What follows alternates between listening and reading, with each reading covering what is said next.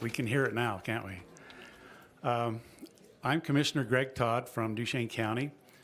Appreciate all of you that got up early and drove over the hill to get here, and I guess there's hills from both sides. So we are appreciative of this opportunity.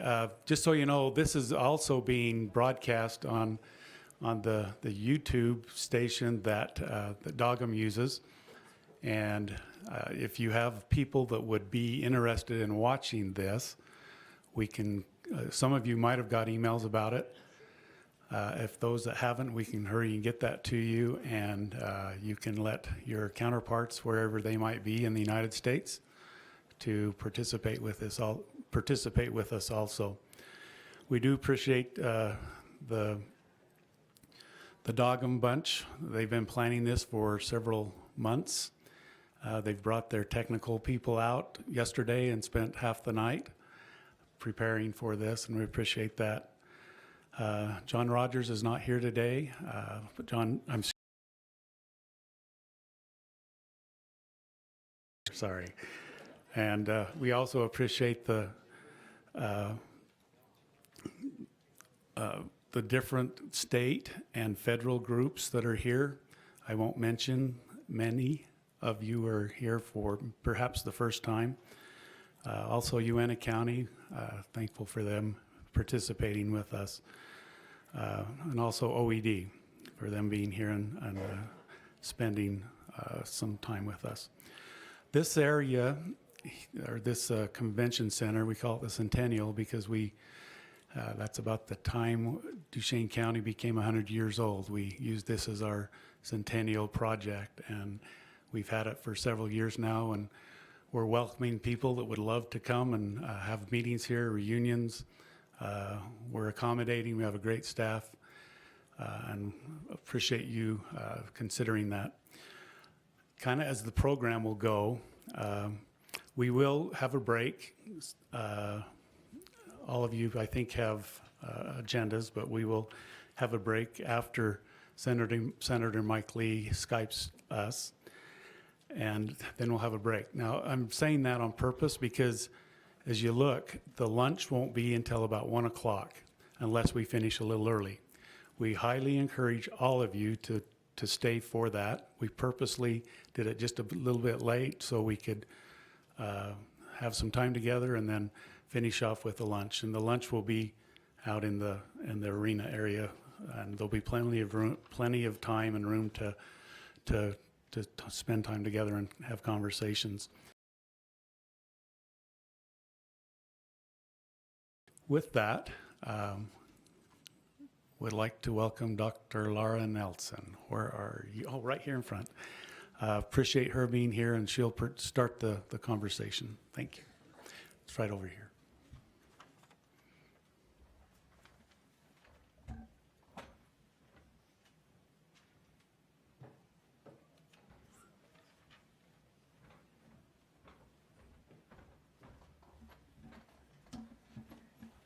Thank you, Commissioner Todd.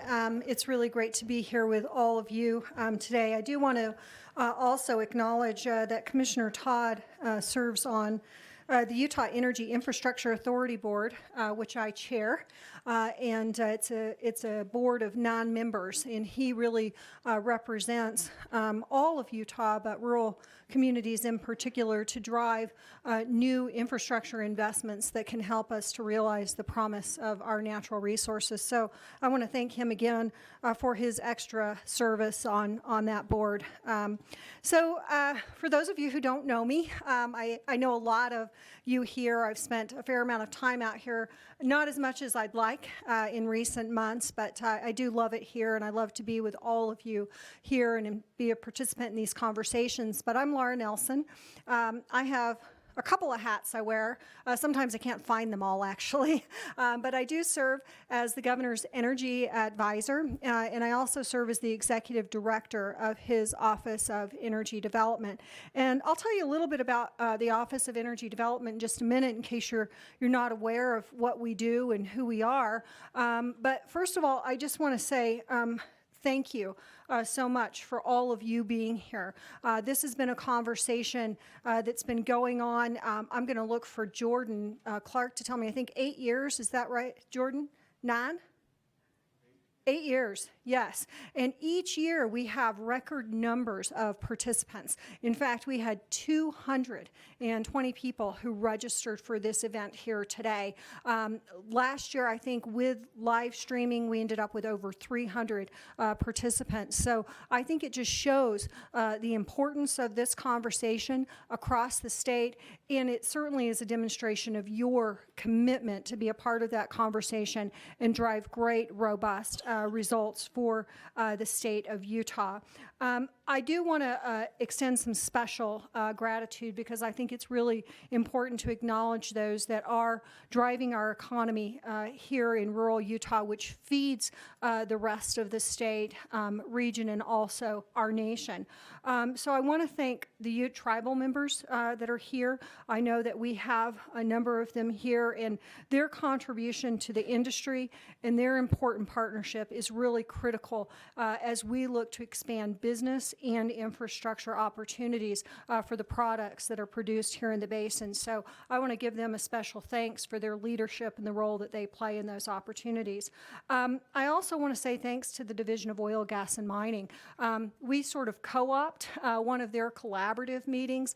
They hold these every quarter, and I know many of you get together to have a conversation at that time as well. Talk about some of the challenges and opportunities before you and come up with solutions that provide value. So we appreciate them letting us have this time and being a partner in what we can deliver here in this dialogue. Also, the Utah Science, Technology, and Research Initiative, who's driving many of the innovations that we see occurring in the energy space, including for natural gas and what we like to call very affectionately waxy crude products. Also, Uinta County, I know Commissioner Todd recognized them. Always good to see you, Commissioner Stringer, and really appreciate the service that you all provide to the communities. And of course, our Duchesne County Commissioners and Economic Development Coordinator Irene and I have been friends now for well over a decade. I want to say it's probably going on 15 years. And she has been a good steward of the economy here in the basin. And so we appreciate that great service. And I know we have Sylvia Wilkins here as well. So those economic coordinators work hard to bring value to our communities in partnership with their commissions. I also want to thank the Governor's Office of Economic Development, which is an office separate from the Energy Office, but a very important partner of ours. And they have an office that is specifically committed to rural development. And there is certainly a key nexus there between rural development and energy and minerals development. So I really have to thank them for their partnership, because I always say that none of us, we all might have our individual successes, but what we can realize through partnership will be unprecedented. And you've probably heard the governor say that as well. Unparalleled partnerships lead to unprecedented outcomes. So we're grateful for all of those partnerships. And I would really be remiss if I didn't thank the team at the Office of Energy Development. I am really fortunate to work with some very high caliber people, very well-educated people. We have attorneys, we have economists, we have petroleum geologists, we have chemical engineer that works with us. I mean, these are really talented people who are dedicated and committed to providing service to Utah and to bringing this event here today. So thanks to them for all they do. And certainly this is not the least of those who are engaged here, because these are the folks that are committed to making the investments that allow us to realize the promise of what Utah has to offer. So to our industry partners, Newfield Exploration, Axia Energy, Crescent Point, Anadarko, all of you in the industry that are here, that are part of this community through your commitment and stewardship and the role that you play in providing community support and education. We appreciate you, and we're grateful for your partnership. So before I make further comments, I just have to say we need to give all of these folks a hand. So please join me in doing that.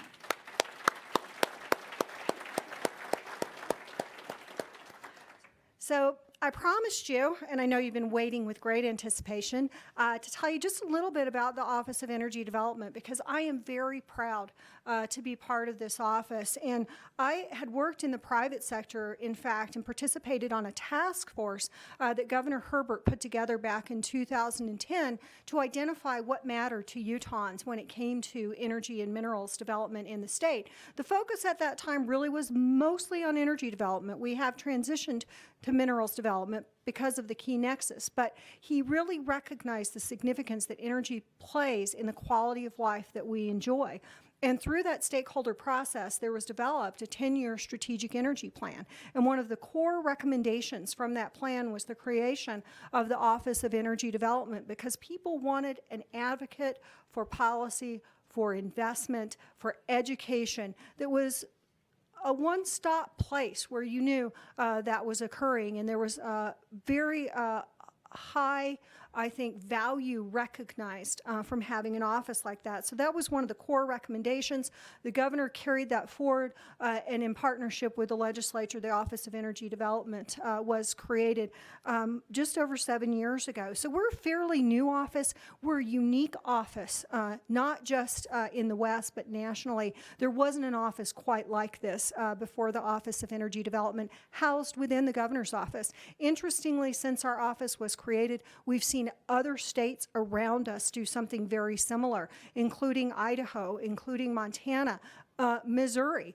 So we're providing leadership on how you can do energy right, and having an office that really is charged with the mission of advancing the energy economy. And our specific mission is to advance the energy economy of Utah.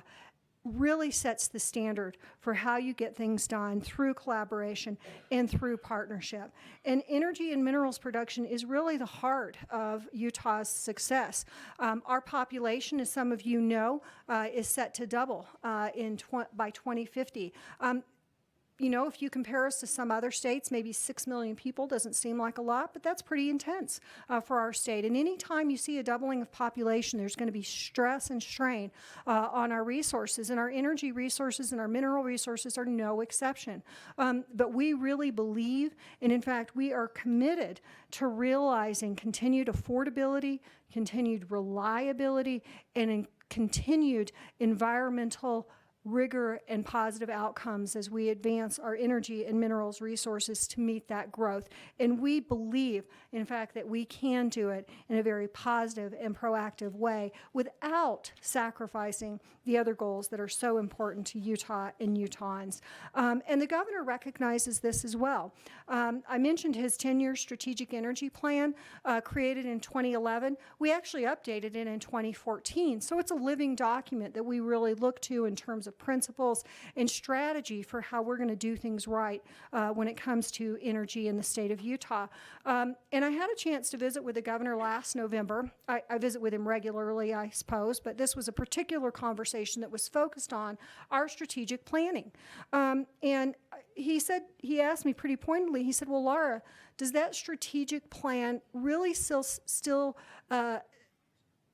survive as a standard and a framework for how we're going to do things? In other words, do we have the right foundation in place? And I said, Governor, actually we do. We do. That strategic plan was really thoughtful. It's still providing us very effective guidance in the activities and actions that we undertake.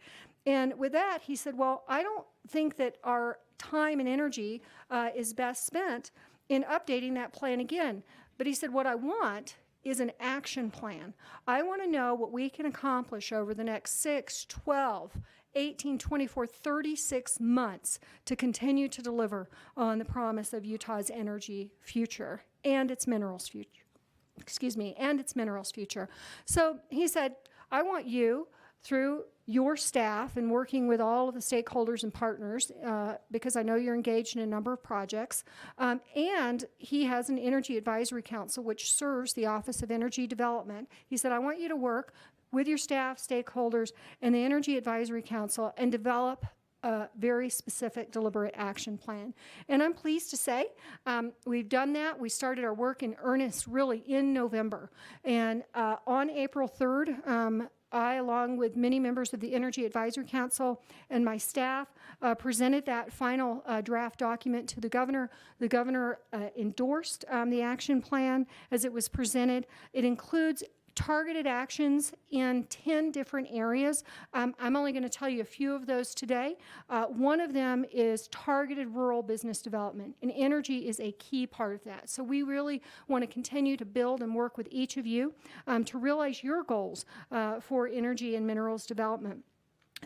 We also said, we want to continue to advance the air-energy nexus. We recognize, in fact, as we develop our energy resources, we can have, as I mentioned, those positive, robust environmental outcomes. And air quality is a big initiative for our office, in particular along the Wasatch Front. We know we've got some ozone considerations to address here in the basin. We believe that we can do that successfully and that we don't have to sacrifice new investment, economic development, and jobs in order to do that. So rural targeted business development is a key part of this plan, and balancing that with our environmental objectives. And the third one that I'll mention to you, because I think this is so critical, is energy education. And it's not just about educating the public, because there's a specific action in this that is related to public education. In fact, we're working with the school and institutional trust lands right now on a very important, we think, effort to advance public education. But it's about education in our schools, K through 12. It's about creating. If you're in industry, if you're in government, you need those jobs. And if you're in the workforce, you want those jobs. So we want to make sure that that potential is there for our future as well. So those are three of the areas that we're targeting. I guess actually I mentioned four. We're going to release the plan at the governor's upcoming energy summit. That's May 14th and 15th, and I have to put a little plug in for that. Hopefully many of you will be able to attend. It's a half day on the 14th, a full day on the 15th. And you can register for both days, and I think you get a discount, or for a single day. And it really is not expensive. It is really a high value opportunity to come together and continue, I think, the very important dialogue that we'll have here. I do have to, since I mentioned the Energy Summit, note three of our key sponsors. Rocky Mountain Power has been a long-time sponsor along with Dominion Energy. In fact, they were our inaugural sponsors. Without them, this event wouldn't continue. And they remain committed to realizing the outcome. This is not a conference that's just, it's a great trade show. It's a great opportunity to come together and talk, but this is also a real opportunity to find those new partnerships that are going to lead to strategic investment, and they're committed to that. So those two industry partners have been fundamental, and this year we're really very happy to have Newfield coming in as our title sponsor, and in fact we'll have their COO, Gary Packer, as a keynote at this event. So I think there's a lot that's going to occur at this summit. There's going to be, I think, carry forward from the very important conversation that we're having here today, and we'd love if many of you, or all of you, in fact, could join us there in Salt Lake for that on May 14th and 15th. Well, I'm sorry, I've got just a little bit of a cold, so hopefully my voice is going to hold out here. I do want to highlight some of the really, I think, important things that have just happened, because some of you may know that we just wrapped up 45 days of a legislative session. Who didn't know that? Okay. I was there many days, 16 hours or more. And the interesting thing is that people don't realize for the governor's office, it's not 45 days, it's 65 days. Because for 20 days after the legislature is done, and many of them go on vacation, no criticism, because they've been embedded in this too. We're in the governor's office advising, going through different pieces of legislation. Some of it has, controversy or still issues to resolve, still making sure we have the facts and the information so that the governor can sign bills. And we do that for 20 days following the session until all of the bills are signed. Well, I'm happy to say we really did have a lot of great results this past session, and I'm just going to mention a few of those in case you're not aware of those, or if you have questions, we'll be happy to visit with you on these particular items or other items that you may be of interest to you. One that I think is really important is Senate Bill 191. This was a bill that really sought to provide clarity around the regulatory roles of the Division of Oil, Gas, and Mining, so our state regulators and our locales and communities. The great thing I think about this bill was that there was a similar bill that was proposed in the previous legislative session in 2017, and the governor said, hey, I don't know that everybody's on board with this. What I want you to do is kind of take this to interim, and I want stakeholders to come together and talk about a win-win outcome. And that's what we did. And I have to commend all of the stakeholders that engaged in that process to come up with a bill that really sought to provide that clarity that sets an important foundation for industry. One of the things that I say, and if you've ever heard me speak before, you may have heard me say this, capital is afraid. It's afraid. And those investments aren't going to be made in the face of fear. And so the more certainty and clarity you can provide around your regulatory structures, the more that you can reduce the fear of that capital and bring that capital to your state and to your community. So we thought this was an important part of providing that foundation and that certainty. Another piece of legislation you all may have heard about, I'm sure you read about in the paper, was the inland port. This really is going to be, I think, monumental for the state of Utah. This is going to provide us an opportunity to better move our commodities, including our oil and natural gas commodities, through pipelines, through rail, trucks, as appropriate to markets that broaden our base of opportunity. So the inland port is going to continue to evolve and develop, and now having this established in legislation, I think, really sets a new cornerstone of opportunity for oil and gas development. I also really have to acknowledge Commissioner Winterton, because he really was committed to realizing some results for Duchesne County. And we know that a water pipeline and water pipeline infrastructure is really key for the ongoing development that's going to take place here. And there was an appropriation that was realized this session that is going to help to bring forward that promise. So he was key and instrumental, and we appreciated his leadership in that, and we're excited about that opportunity as well. Also, just a couple of other things that I'll mention. We, as an office, administer a very important incentive called the High Cost Infrastructure Tax Credit. And the board that I mentioned that Commissioner Todd serves on is the board that reviews high cost infrastructure tax credit applications and recommends or not the Office of Energy Development's engagement with that entity to advance an incentive. So the high cost infrastructure tax credit was, the bill was passed in 2015. They left a couple things out of the bill that would allow us to actualize it. One of those was they forgot to give our office something called rulemaking authority. Without rulemaking authority, we couldn't move forward. So they corrected that in 2016.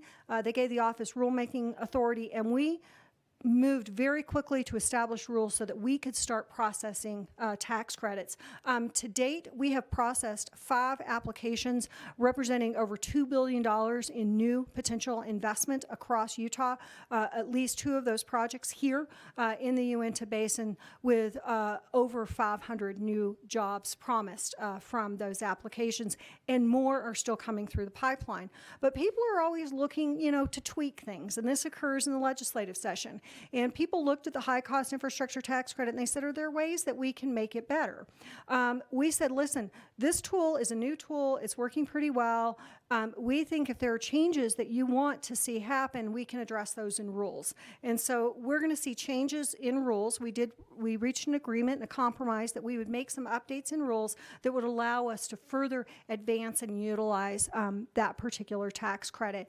In the meantime, there won't be any delay in our progress in processing those applications as we receive them. And infrastructure is so important. And the thing that's really, I think, interesting about this tax credit is if you invest in Utah and you build infrastructure, and then at some point you leave the state, that infrastructure stays. And so that continues to provide the promise to our communities for investment and development. So I do have to acknowledge one other aspect of the high cost infrastructure tax credit, and that is that is a goal within the legislation that established that tax credit to help Utah realize production of what are called Tier 3 fuels at our local refineries in Salt Lake. And you may think, well, what does that really have to do with the basin? Well, the thing it has to do with the basin is that black wax crude and waxy crudes are low in sulfur. And one of the targeted things with Tier 3 fuels is to reduce sulfur parts per million to 10. The current standard is 30, although our refineries our refineries on average produce around 18 ppm of sulfur.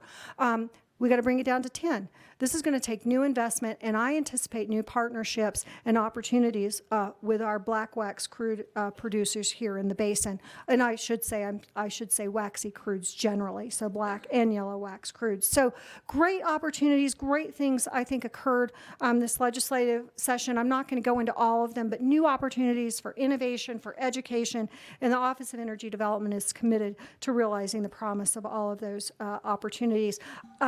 I've probably gone a little bit long, but I do want to recognize just a couple of more things. The Office of Energy Development right now is in partnership with the Colorado Office of Energy to do something really important. I think we're up to big things. The governor likes to say, and I repeat this often, that if you fail to plan, you plan to fail. And we are not here to fail. We're here to succeed. And we don't, as I said, do it alone. We have to do it in partnerships. And so one of the big things we're up to is a partnership with the Colorado Office of Energy to look at how we can expand natural gas infrastructure to move product to international markets. Right now, we're looking at an LNG facility in Jordan Cove, but it doesn't have to stop there. The potential of this, I think, for expanding production in our basins is real and significant. And I don't think I'm overstating it when I say the opportunities for providing support globally for the demand for natural gas is key. I know that many of our developers are going to talk to you today about some of the exciting things that they're doing to realize the potential and the promise of development opportunities here in Utah. I do want to highlight that currently EOG Resources is progressing an environmental impact statement. We're looking at that statement, and we think that there's great promise for Utah. And I just want to mention some of the economic aspects of that. According to the draft EIS as it stands today, there's going to be about $1 billion in state royalties associated with this investment, $525 million in county and school tax revenues, and $140 million for Utah's permanent public school fund. So that's just one project. And I know that we have others. We have, as I mentioned earlier, Axia, Newfield, Crescent Point, Silver Peak, which acquired Lynn Energy's resources, all committed to realizing the promise of those investments. And so again, thank each of them for their partnership. And finally, I just want to say thanks to USTAR, who I know is going to be hosting a couple of our industry partners to talk about what they're doing in the innovation space, because our future really is innovation and how we continue to increase production, realize that environmental promise, and just great, robust results for Utah. And all of you really are to be commended for being part of that innovative approach to how we do business here in Utah. So thank you. Thanks to each of you. I'm just thrilled to be here and listen and visit with all of you today. So I think with that, I've got to introduce somebody. So I'm looking for, oh, hi. Hi, Tom. How are you? My new friend, Tom. Tom Holst and I have just met. Tom has joined the Gardner Policy Institute up at the University of Utah, and we are just thrilled to have Tom in the state. I cannot say enough great things about Tom, but really Tom is committed to understanding Utah's energy landscape and giving us good data and information that can help us make effective, productive decisions going forward. Tom spent, I think, most of your career with Chevron. Is that correct?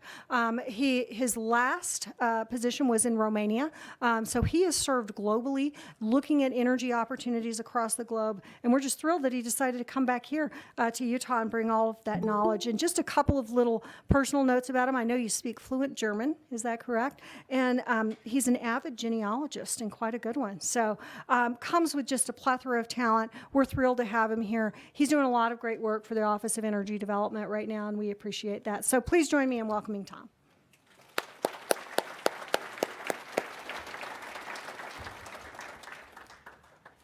You took the big step. Thank you, Laura. Yeah. Okay, good morning. My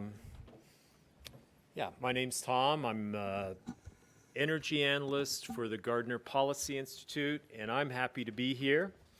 I would like to say a few words about the Institute, the Gardner Policy Institute, and what I call 3 inconvenient truths about technology, and then talk about technology opportunities within the state of Utah. And I would like to thank Laura and John Rogers and Jordan Clark for inviting me to speak today. And with respect to the Gardner Policy Institute, it is committed to developing and sharing research, data-driven research, to public leaders and elected officials. And our goal is outreach to communities. And in that regard, I'm very thankful to be here. Some of the work products that the Institute turns out are an economic report for the governor that's reviewed in the first couple of weeks of January, and then a construction report. The focus areas for the Institute are demographics, surveys, real estate, healthcare, and energy. Laura mentioned my background. I've worked 35 years in oil and gas, 10 of it in the States, 25 overseas. 15 years was spent in the midstream doing product trading, jet fuel, home heating oil, low sulfur waxy resids, and then the balance of the career was in the upstream. And my last 2 assignments, before Romania, I was in Angola, and I was the gas supply manager for the LNG project in Angola, Africa. While waiting for work visas to these locations, I spent some time in Houston, and my favorite bumper sticker is the following: I wasn't born in Texas, but I got here as fast as I could. I'd like to paraphrase that and say, I wasn't born in Utah, but I got here as fast as I could. And as you can see from my, got some gray hairs, I got a few wrinkles, but I got here as quickly as I could, and I'm passionate about energy in the state of Utah. And regarding the topic, my topic today, the vice president during the Clinton administration narrated a film called An Inconvenient Truth. The topic was the environment. I've taken that title and I have added to it and said 3 inconvenient truths about innovation in the oil patch. And so I'd like to share those truths with you today. And then at the end, I'll focus on the application to the basin. And let me say at the beginning, my frame of reference is I'm very optimistic about the rocks in this basin. The resources are important. And not only are the resources important, but they are a key to the economic vitality of the region. And my frame of reference is that those resources can be produced in an environmentally responsible way and safely. So with that as a framework, let's launch in. truth number one is that technology is sometimes uncomfortable. And I've highlighted that with a couple of conversations that I heard. How many here are familiar with peak oil theory? Okay, looks like half of you. This quote, United States crude oil production will decline in 1970 and never reverse itself. A fellow by the name of M. Hubbert King, who is the father of peak oil theory, said that. Stuck in my mind when I heard it. Second one is the Marcellus play. This is a conversation I had with a colleague at another company when I was working in Manhattan. He said, the Marcellus play is dead. My company will never invest 1 red cent in that play. Okay? He represented a large oil and gas company that shall remain nameless. So what happened? Peak oil theory. United States oil production did decline, and M. Hubbert King called it right. In 1970, it started to go down. 4 decades. So with that, somebody from Mars who just landed here on Earth would say, he'd look at that graph and he'd say, well, what happened? Did these 250 million year old rocks somehow get new oil saturation or gas saturation? Well, you and I know that that's not the case. The technology changed, and the technology unlocked resources in a strata of rock that's very impermeable and was not thought to be very productive. What's startling for me, though, when I look at that is if you look at the uptick from 1920 to 1970 and then compare it to the increase from 2008 to 2018, that's a pretty sharp increase, isn't it? That's caught my attention.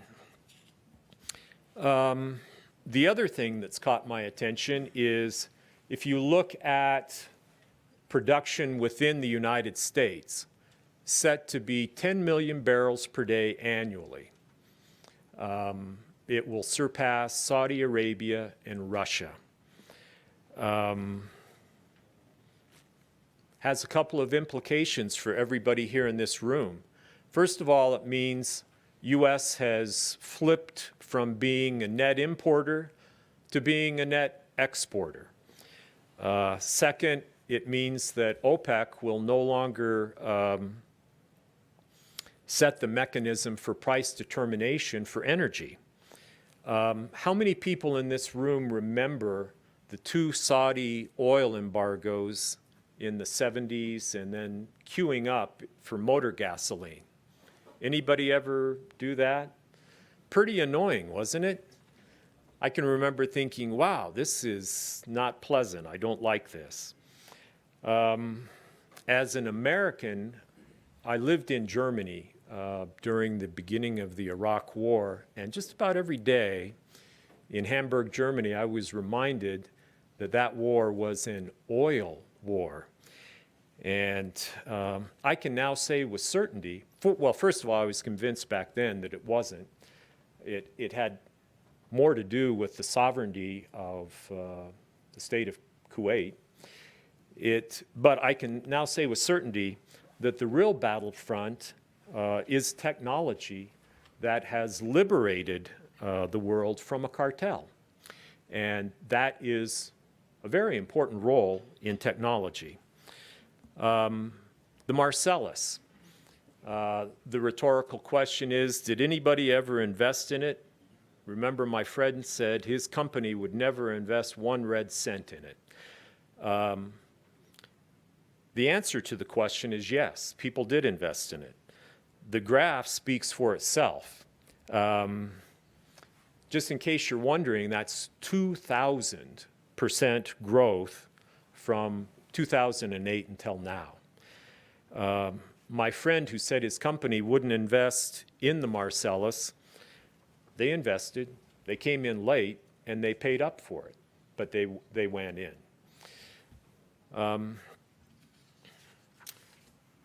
going to show a graph that you may find interesting. The Marcellus. At one point, the Uinta Basin produced more gas than the Marcellus. And then it flipped over at the end of 2009. Some of you may fret about this graph. My caution to you is don't fret. Just recognize that there are important distinctions between the sales outlets for the Marcellus and the sales outlets for natural gas from the Uinta Basin. And just remember that the Marcellus has a large populous east coast that it's located close to. But more about that later. Let's move on to inconvenient truth number 2, which is innovation isn't always new, and it comes in 2 parts. First of all, liquefied natural gas. The picture there is of an LNG tanker just at the mouth of the Congo River, where, Angola LNG, the liquefaction plant, is situated. Originally, that technology's been around for literally 1 century. It was used a century ago to separate out methane and then have the heavier gases, including helium. And the target was helium to fuel dirigibles during World War I. Can you believe that? Well, that technology that's been kicking around for a century solves the problem of stranded gas assets. And what I mean by stranded gas assets is gas assets that don't have easy access to a market outlet. And in the 60s, LNG became valued in the oil and gas industry because it solved the problem of these natural gas assets that didn't have a home. In more recent times, I would like to just say, I mentioned that I worked in Angola. For 40 years, while there was a civil war going on in Angola, the oil fields offshore continued to operate, and all of that associated gas that came up with crude oil production didn't have a home onshore. There was a civil war going on. So it was flared into the atmosphere. And then once the war stopped, about a decade ago, they said, let's take all of that associated gas, put it onshore, and then we'll send it to foreign markets. Punchline is, good for the environment, good for the country of Angola. Then the shale revolution. The technologies for the shale revolution are hydraulic fracturing or a hydraulic stimulation and horizontal drilling. They've been around a long time. George Mitchell, an owner of an independent oil and gas company based in Galveston, paired the two together.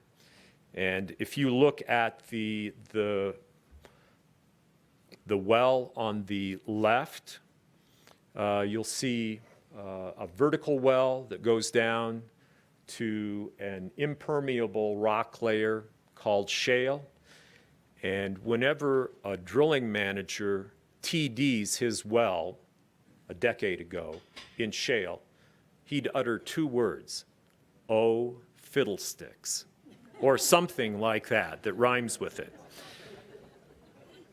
The well on the right is a horizontal well that will hydraulically stimulate the shale formation by opening up pathways to the wellbore.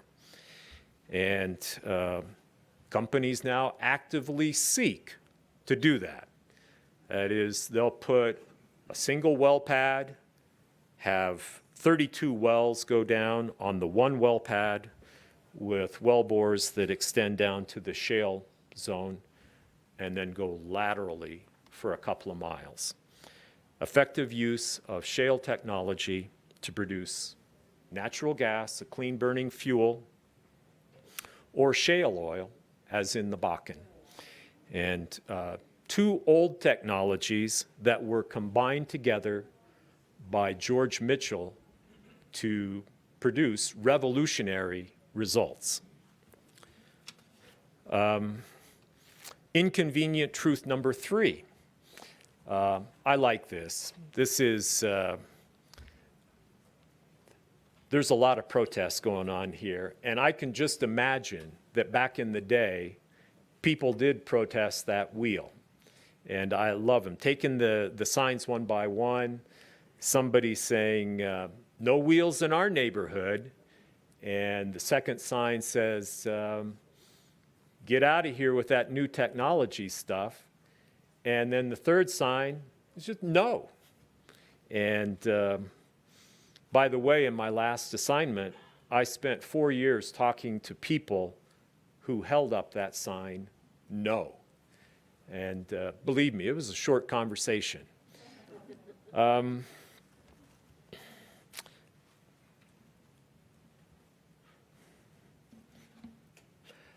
Now, there is resistance to innovation, and we recognize that. I get it. I'm surprised, for example, when I found out that 10 years into this revolution, the global production of shale oil and shale gas is split between the United States, 87%, and Canada, 13%. I say, what's up with that? Why is that? Now, I recognize there are some pockets in the world, like in Argentina and in England, where they're in their initial stages. But it hasn't taken off like I would have thought. And even within the states, as you know, the Marcellus goes through West Virginia, Pennsylvania, and then it goes east into New York. And right at the state border, there is a shale moratorium that was imposed. Governor of that state said, we don't want any of that, of the job creation associated with the shale revolution. 600,000 jobs created in Pennsylvania as a result of this activity in the Marcellus. Now, what I would say is the face of resistance has many different causes. From left to right, it was Greenpeace who set down a barrel of cement, and then they handcuffed themselves to the barrel right in front of my exploration well site in Romania. Or the middle guy, he's against big oil. And then the two fellas on the right, I don't think they have a cause, but they were paid to hold up what is a professionally produced placard. There are a lot of what I would say headwinds to innovation, and recognize that. Now, let's get to the good part, and that is innovation opportunities in the Uinta Basin. And what I'd like to say is the industry has transformed from an age of scarcity to an age of abundance. We have a lot of resources, and there are a lot of effects. That is, in the age of abundance, prices won't necessarily increase over time like we may have expected. And as you know, here in this basin, natural gas prices have delinked or decoupled from crude oil prices. Okay, we have to recognize that. That happens. Now I'd like to echo something that Dr. Nelson mentioned, and that is, where does capital go? how do you attract capital? How does this basin attract capital? I'm going to echo a couple of things that Dr. Nelson has already mentioned. Number one, transportation infrastructure must match the size of the resources. And this is a very resource-rich basin.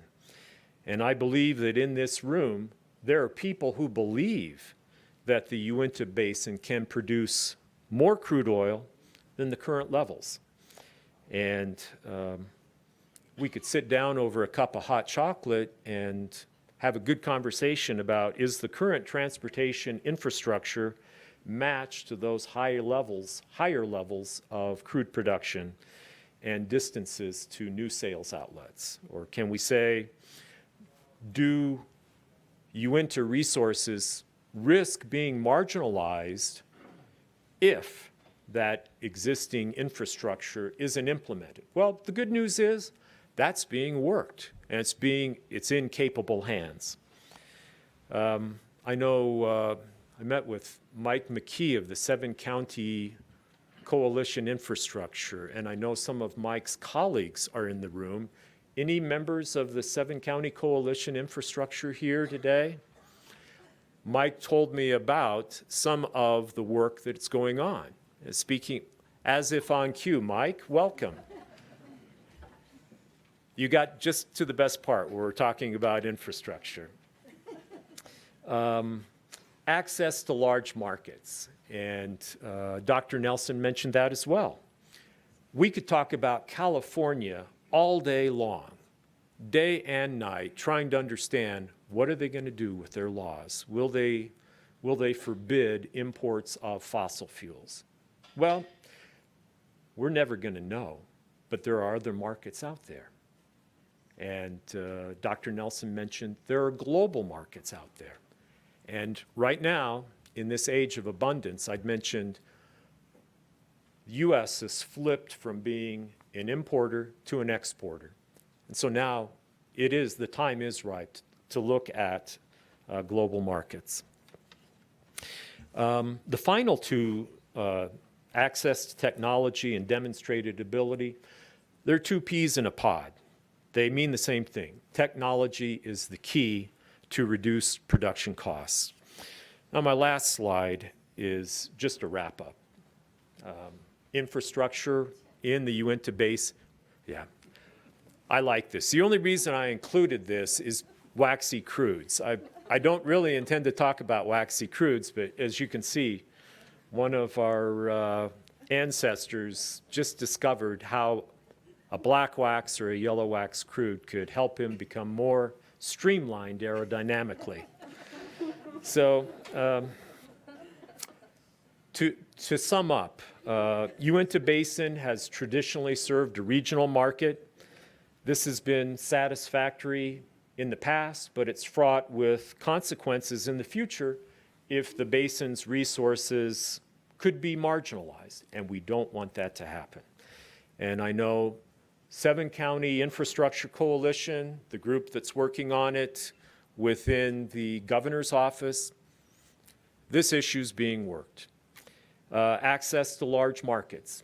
I can't add anything more other than to say Dr. Nelson has mentioned the collaboration between the governor's office in Colorado and the governor's office here in Utah. So with that, I'll close and thank you very much for your attention.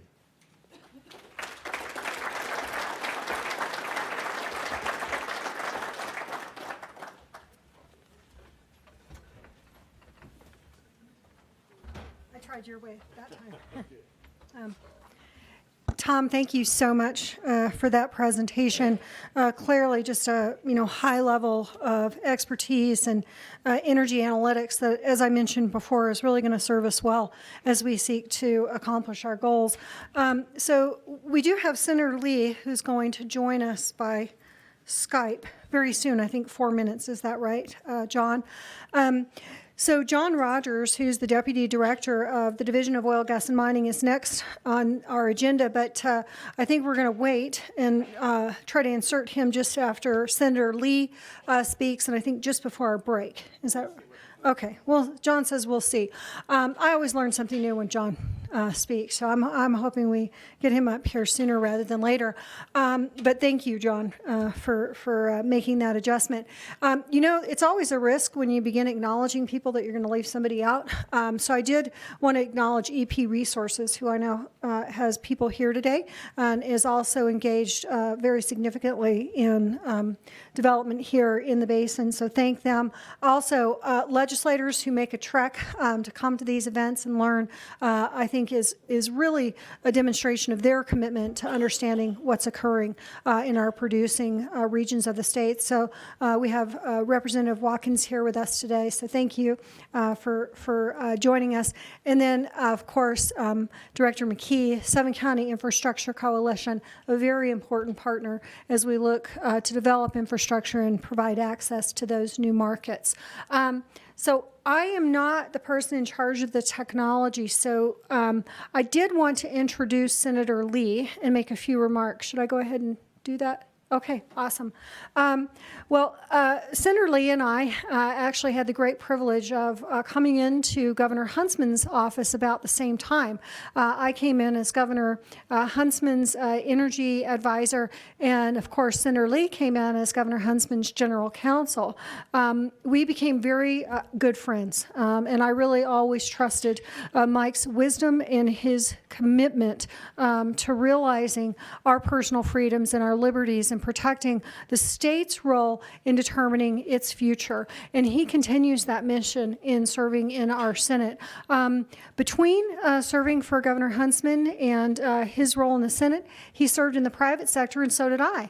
And so Senator Lee and I had further opportunity to work together during that time, and I think really to drive some important outcomes, whether it was through energy education or exploring opportunities for new innovative solutions to energy development. So Mike is committed certainly to constitutional law and to realizing the freedoms that we as all Americans enjoy, and he does that through his service in the Senate. And he is, I will tell you, a believer in that, and he doesn't really stray from that commitment in helping to bring those opportunities that are related to the freedoms that we enjoy to Utah, and I say ultimately to our nation. So Senator Lee, I think, is a great public servant, certainly gave up opportunities that he might have otherwise had to provide service to Utah.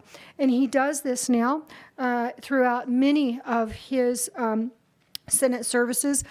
He is a member of the Judiciary Committee, and he serves as the chairman of the Antitrust Competition Policy and Consumer Rights Subcommittee, protecting business competition and personal freedom, as I mentioned, elements that he's very committed to. He also oversees issues that are critical to Utah as the chairman of the Water and Power Subcommittee of the Energy and Natural Resources Committee. He serves on the Commerce Committee and the Joint Economic Committee as well. He is the 16th senator to Utah, and I think are we ready to formally welcome Senator Lee? So we appreciate him taking the time to be with us here today via Skype, and please join me in welcoming Senator Lee.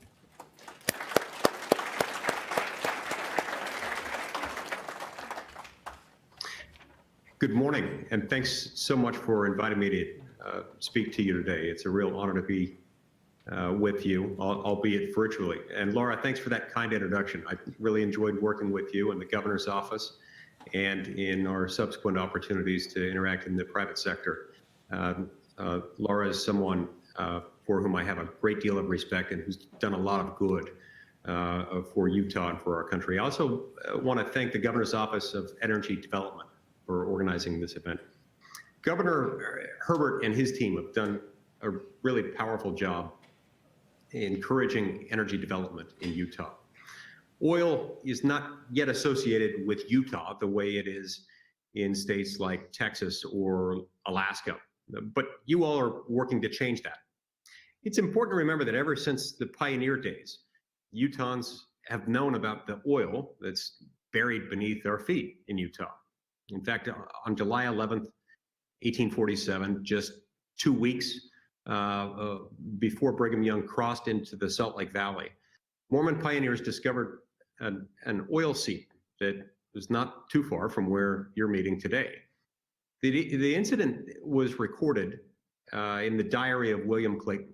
Some of you may know him as the author of the hymn, Come, Come Ye Saints. I know him as the great-great-grandfather of my best friend, Michael Clayton, when I was a young child. But here's what he wrote. He wrote, during the day, some of the brethren discovered an oil spring about a mile south. The ground is black all over with the soil, baked hard by exposure to the sun. The discovery of oil in 1847 was regarded as a great blessing. And indeed, Utahns are still benefiting from that discovery today, more than 170 years later. Our houses are lit from the same reserves that those pioneers used to fuel their stoves. Today, Utah is a net exporter of energy, as it has been for years. Your industry adds more than $20 billion to the Utah economy each and every year, and it supports more than 18,000 jobs, really good paying jobs, I would add. Those are abstract statistics. What they mean in practice is that your work helps to build stronger families, schools, businesses, neighborhoods, and communities. We need a lot more of those.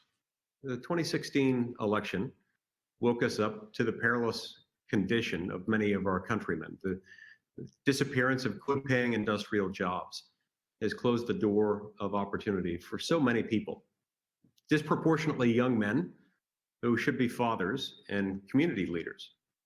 Too often, these same individuals tend to turn to drugs or crime to fill the holes where family and community ought to be. One of the biggest reasons why I support energy development and why I feel so passionately about it is because it provides good-paying jobs and a sense of purpose to the thousands of people who might otherwise have very little opportunity and very little hope. Yes, I believe strongly what you do is laudable, but as you know, not everyone sees it that way. Not everyone agrees with you and with me. In Washington, D.C., where I sit today, there's an activist army of people who want to keep Utah's energy buried underground and unusable by human beings. I'm sure many of those activists are motivated by good intentions, but make no mistake, there's a very real, very deep, penetrating cost to their agenda. It's a financial cost, certainly, but it's also a very significant human cost. If the keep it in the ground lobby gets its way, some of the very steadiest jobs in Utah, especially in rural Utah, would disappear. It would mean a death sentence for a number of small towns that are already struggling. And it would certainly mean higher prices for just about every item in a typical family's shopping cart. The environmentalist movement has done a great deal of damage over the past decade. President Obama, of course, slow-walked drilling on federal land, amassing a backlog of nearly 3,000 applications by the time he left office. In 2016, the average time to process a drilling application was 257 days. It's supposed to take no more than about 30 days. But on top of that, the Obama administration imposed a lot of burdensome regulations, restrictions on everything from sage-grouse habitat to power plants and everything in between. This energy crackdown, of course, took a really heavy toll on America. At the same time, the shale revolution was boosting energy production on private and state-owned land. Oil and gas production on federal land stagnated. Federal regulations end up having a really disproportionate effect in Utah because, as we know, 2/3 of our land is controlled by the federal government. Now consider this. At the end of the Obama administration, the second biggest backlog of drilling applications was at a BLM field office in Uinta County. That's a whole lot of Utahns who wanted to work. And for too long, regulators in Washington wouldn't let them. All that, fortunately, has started to change in the last year. The Trump administration is clearing away harmful regulations as part of its energy dominance agenda. One of President Trump's first actions was to rescind the harmful Clean Power Plan. And over at the Department of the Interior, Secretary Zinke rescinded the BLM fracking rule, which would have imposed millions of dollars in compliance costs for negligible environmental benefits. Secretary Zinke has also loosened restrictions on development projects near sage-grouse habitat, and he streamlined the application process for onshore energy leasing. So just 1 year in to the Trump administration, the energy dominance agenda is in fact paying big noticeable dividends. Revenues from federal lands increased by nearly $1 billion just in 2017 alone. And Utah is among the biggest beneficiaries of this new windfall. Last year, our state received more than $73 million in energy revenue from the federal government. That's an increase of $5.5 million from the previous year. So the plan's working. The task before us now is to make sure that we can sustain and expand this energy boom. Now, to be sure, fighting regulations within the administrative state is good policy. It's the right thing to do. It's absolutely essential. But there's an even more fundamental change that really needs to take place if we truly want to unleash Utah's energy potential. Namely, we need to decentralize the control of energy from the federal government to the states. Because at the end of the day, it's Utahns who get to live and work in this great state. It should be Utahns who write the rules. That's why I'm a co-sponsor of a piece of legislation called the Onshore Act. This is a bill that would devolve control over the drilling application process back to the states, putting the power back where it belongs and close to the people who are most affected by the exercise of that power. Among other things, this act would delegate oil and gas permitting activities to the states for federal land that happens to lie within their borders. And it would also give the states and the tribes control of regulation for hydraulic fracturing. If the Onshore Act were to pass, it would protect and enhance the significant achievements that we've seen in energy development over the last year in our state. And it would be one more dramatic step toward true energy abundance in the United States and in Utah. When the pioneers greased their gun stocks and their wagons with Utah oil back in 1847, they couldn't possibly have imagined how that would ultimately be used one day, and that it would be such a major source of prosperity in our time. But that is fortunately where we are today, thanks to your hard work, thanks to your ingenuity, thanks to your willingness to work toward a greater good. I hope we can continue to work to collaborate together and that this really valuable work continues. Thanks again for inviting me to the Uinta Basin Hydrocarbon Conference. I'm happy to take a few questions and grateful for the invitation.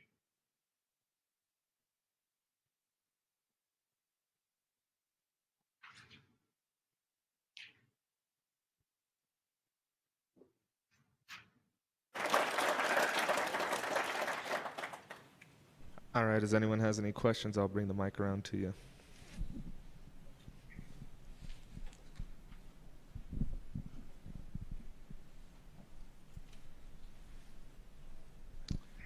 Senator Lee, thank you so much. Just one of the issues we have here in the Uinta Basin is being able to transport our oil out, and we do believe that there's a lot of interest in expanding oil production, but to be able to do so, excuse me, we need to be able to get to some outside markets, and we believe that rail. And getting rail maybe over into Colorado and then to the outside markets is a good way to do that. As we endeavor to do that, we could really use a lot of help in trying to work through some of the regulatory aspects of being able to do that. And this is more just to let you be aware that this is an effort that we'll be working on here in eastern Utah, and I hope with the state of Utah's support as we move forward with that. So any comment that you'd have on that? Yeah, no, thanks for raising that, Mike. I think that's an important issue. And I think in order for our production to continue, for there to continue to be more demand for it, we need access to effective means of transporting it. And I look forward to helping you in any way I can to lift regulatory barriers to get the federal government out of the way. As Abraham Lincoln said, it's the purpose of government to clear the paths of laudable pursuit for all, to lift artificial weights from all shoulders. Many times those artificial weights are imposed by the government itself. And what you're talking about requires exactly that. And I look forward to working with you on it.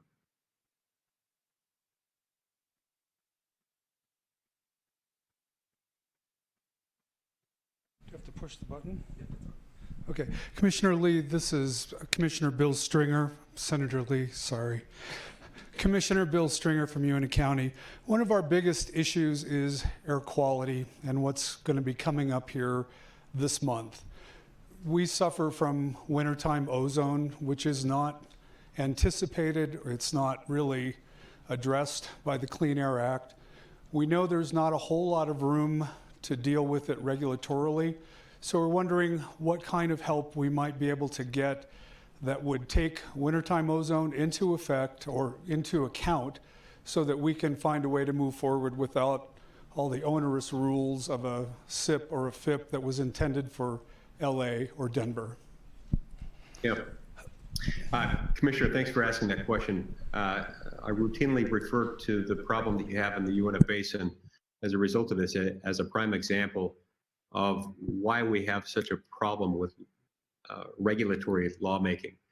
In many instances, Congress will pass a law saying, in effect, we shall have clean air, and the EPA gets to decide what that means and gets to decide how much pollution is too much in each category and in each part of the country. And then the same agency that writes the law gets to enforce the law and interpret the law in deciding how to enforce it. And sometimes EPA ends up setting emission levels of one sort or another, or setting ozone levels at a level that is below where Mother Nature herself has set them. And that's a big problem. One of the problems with this is that when those making that law are not elected, it leaves the people in a precarious position. It's one of the reasons why I support passage of the RAINS Act, which would require that all major rules, that is, all regulations that have a significant economic impact would have to be passed affirmatively into law by both houses of Congress and submitted to the president. If we were to pass the RAINS Act and require previously issued regulations to filter through every few years, we could solve problems like this, because there are legislative means by which we could stop laws like that from taking hold in the first place. I'm willing to work with you, with Secretary Pruitt, to find what regulatory accommodations we can achieve in the meantime. The long-term solution has to involve wholesale regulatory reform to make sure that we can't fundamentally change the law itself without going through Congress. There's good reason why the Founding Fathers put inside the very first clause of the first section of the first article of the Constitution the provision that says, all legislative powers herein granted shall be vested in a Congress of the United States, which shall consist of a Senate and a House of Representatives. The legislative branch is the most dangerous one because it has the power to set law, meaning to establish norms enforceable through the overpowering force of the federal government. And in order to do that, you need to go through a body that is itself elected.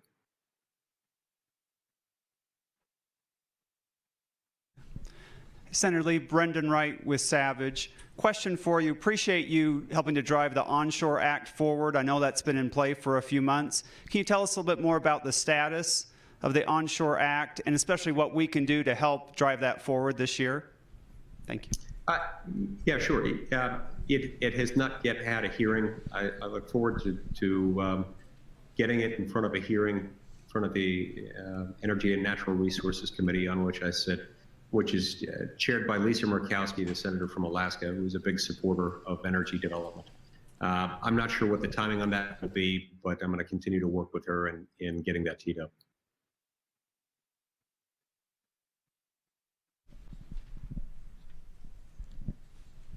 Hi, Senator Lee. This is Laura. Thank you again for being here with us today. You've mentioned some really important things. I'll say this onshore bill, but I know that you're working on a number of great things there, and we appreciate that. This question really, I think, is about the bottleneck that we're seeing in moving legislation forward, and I think it's because there's this perception that when you have more streamlined regulation or you have more local control, that you really are sacrificing environmental outcomes. And I don't think that's the case, and you and I have discussed that on many occasions, that local control can really lead to global solutions, right? And that's what this is about.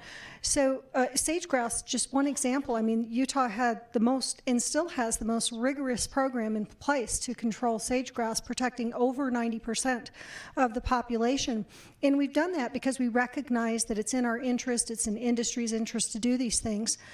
So this is really just a long way of asking you, how do we break down the conversation so we get to the real facts and we overcome this bottleneck? Is that wishful thinking, or can we make it happen? No, I don't think it's wishful thinking. I mean, it is wishful, it is hopeful, it's optimistic, but I don't think it's fanciful. I don't think it's an absurd aspiration to have by any means. In fact, I think it's where we have to go.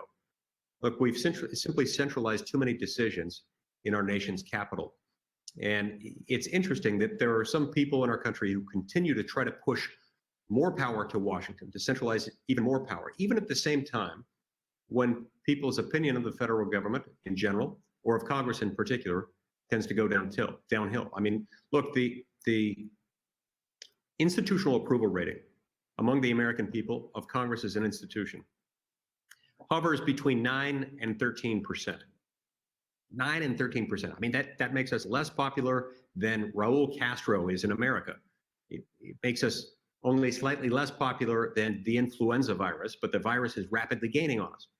It is therefore completely counterintuitive, and I would add nonsensical, that we should continue to centralize power in our nation's capital, a regulatory authority, especially when you, as you point out, Laura, when you look at the great things that states like ours are able to do in areas that are still within their jurisdiction, on things like the sage grouse, for example, or when you look at the fact that, just to pick one of many examples we could point to within our Utah state government, the Utah Division of Oil, Gas, and Mining. This is a well-run entity that is responsible, that's able to protect the environment and able to take into account all of the relevant interests.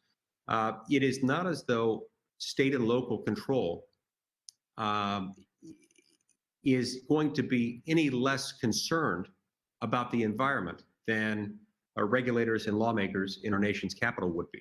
Quite to the contrary, for reasons you point out. People close to the land are going to be those most vested with incentives to make sure that the land and all interests surrounding it are protected. And so this is the kind of discussion that needs to be had around water coolers in our communities with friends, family, and neighbors every day.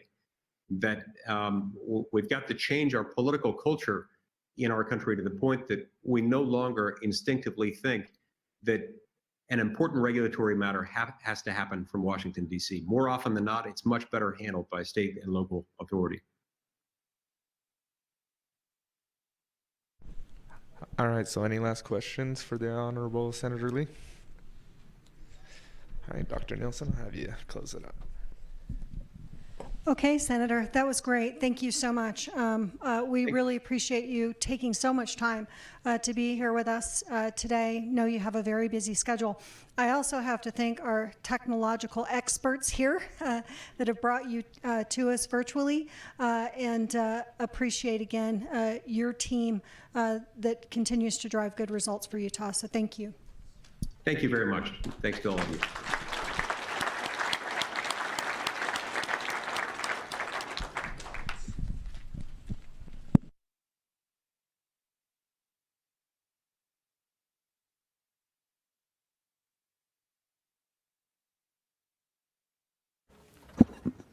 Well, I appreciate those kind words that Senator Lee addressed the Division of Oil, Gas, and Mining. We appreciate that. My name is John Rogers, and I'm the Associate Director of the Division of Oil, Gas, and Mining.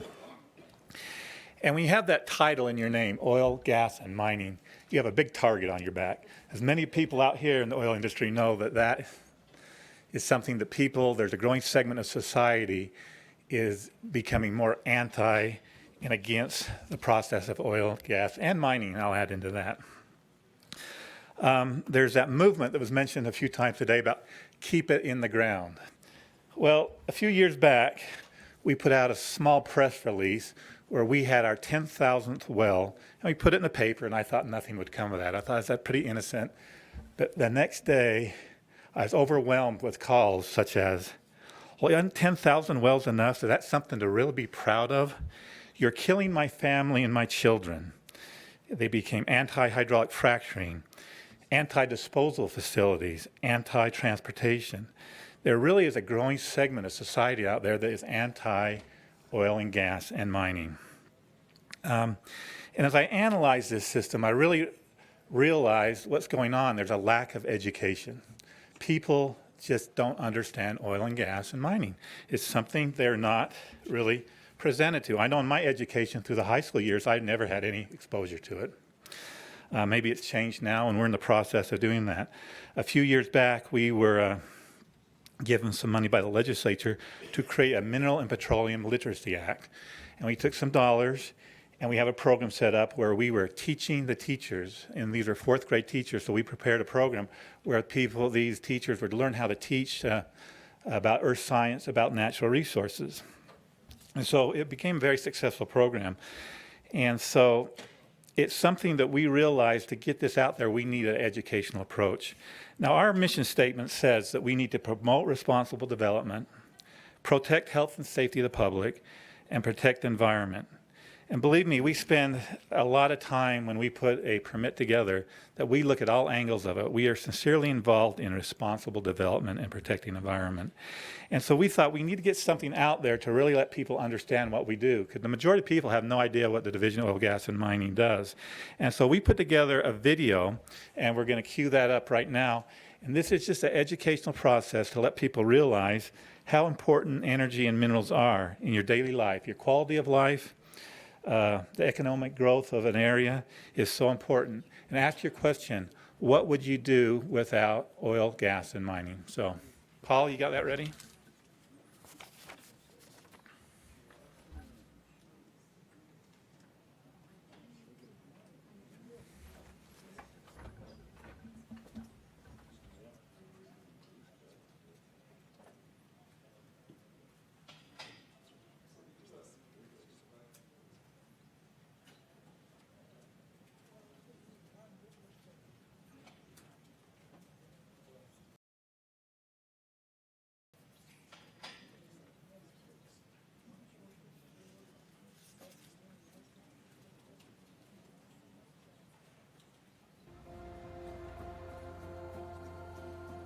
The Utah Division of Oil, Gas, and Mining was originally established in 1955 with a mission to foster the exploration and development of Utah's natural resources.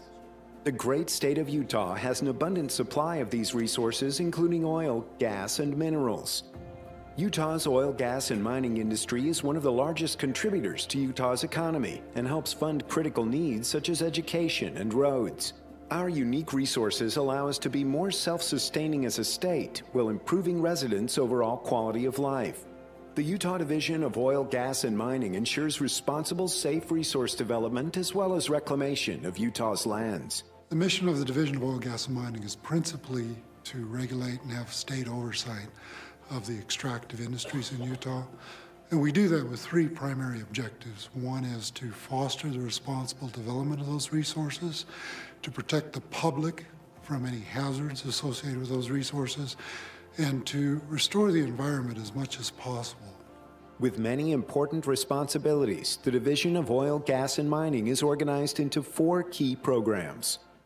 The coal program is responsible for providing permits to coal companies, completing site inspections to confirm compliance, and overseeing the reclamation and bond release process. We issue permits, we require the coal mines to conduct their operations in accordance with the rules, which requires them to do certain practices during mining and then reclaim the mine sites once they're done. To ensure that, we require them to post a reclamation bond with our agency that guarantees that they will complete the reclamation work, or otherwise they'll lose their bond.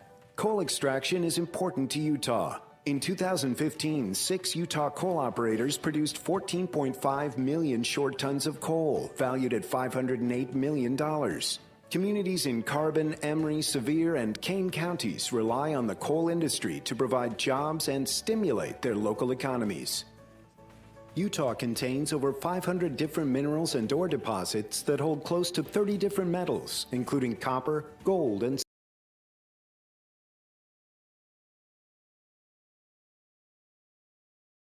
to small operations mining for trilobite fossils. Staff works to ensure mining operation procedures are followed. This includes verifying operators work within permit boundaries, making sure mining operations pose no threat to public safety or the environment, and that adequate bonds are in place to ensure reclamation. The primary focus of our program is to ensure that mined land is reclaimed, which means that it's taken back to a useful post-mining land use. And that can be anything from wildlife habitat to commercial development to housing or even farmland. In 2015, copper was the largest contributor to the value of non-fuel minerals in Utah, having an estimated value of $551 million and mostly produced from Kennecott Utah Copper Corporation's Bingham Canyon mine. There's nothing in our life that doesn't have something to do with mineral extraction of some sort. Absolutely nothing. Whether it's food or clothing or buildings, everything has something to do with mining minerals. Utah's mining legacy dates back as early as the 1800s, in which copper, silver, and uranium were mined across the state. In the past, when mines stopped producing, they were simply abandoned, leaving behind equipment, open shafts, tunnels, and piles of waste rock. In 1975, the Utah Mined Land Reclamation Act was passed, making it illegal for mines to be abandoned. We've closed approximately 6,000 abandoned mine openings in the state of Utah since the 34-year history of the program. We've also reclaimed hundreds of acres of coal mine legacy problems. With approximately 20,000 abandoned mines statewide, the Abandoned Mine Reclamation Program works to protect the public from dangers of old mines by sealing off access to openings and cleaning up waste. Since the program began in 1983, over 6,000 mine openings have been closed. The state of Utah is rich in oil and gas, ranking 12th in the country for crude oil production and 11th in natural gas gross production. Currently, there are over 16,000 oil and gas wells statewide that division staff are responsible for inspecting. Well, we have a lot of rules and regulations we need to drill oil and gas wells in Utah, so it's our job to make sure everyone complies with those rules and regulations. Part of the division's mission is to foster responsible use, and so we inspect to see that the operators are following those guidelines.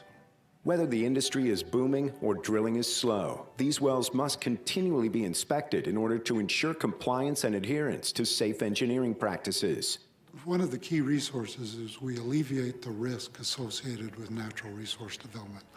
Mining obviously doesn't happen without impact. Drilling doesn't happen without impact. But if we can minimize those impacts and restore the land as much as possible, then we know that these impacts are going to be transient.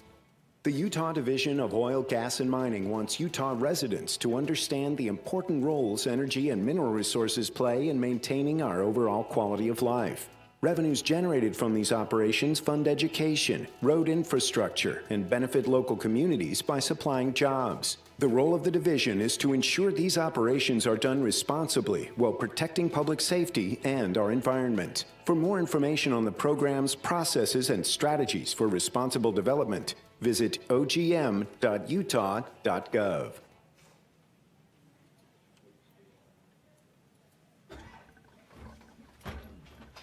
Okay, that was just a short video we put together to try to get our message across, and I hope it got the point across. I think people in this room understand that. But there's millions of people out there that don't understand it, and so that's what we're after. That's our market there. So when you're out there dealing with your friends and family that don't understand this, it's an opportunity for you to explain to what oil, gas, and mining is about. So with that, we'll take a short break till 10:45, and we'll resume then. Thank you.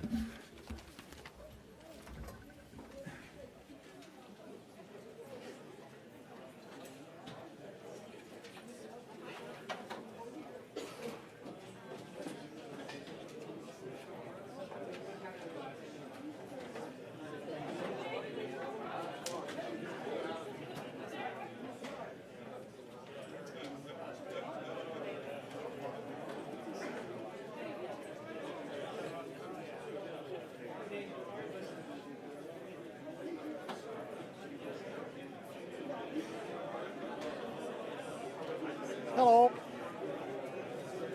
I'm Governor Gary Herbert. Energy fuels every facet of our lives, how we live, how we work, and how we play. That's why every spring I host the Governor's Energy Summit, the crossroads of global innovation. Join me and more than 75 industry experts as we chart new paths for our world's sustainable energy future. Register today for the Governor's Energy Summit at governorsenergysummit.com.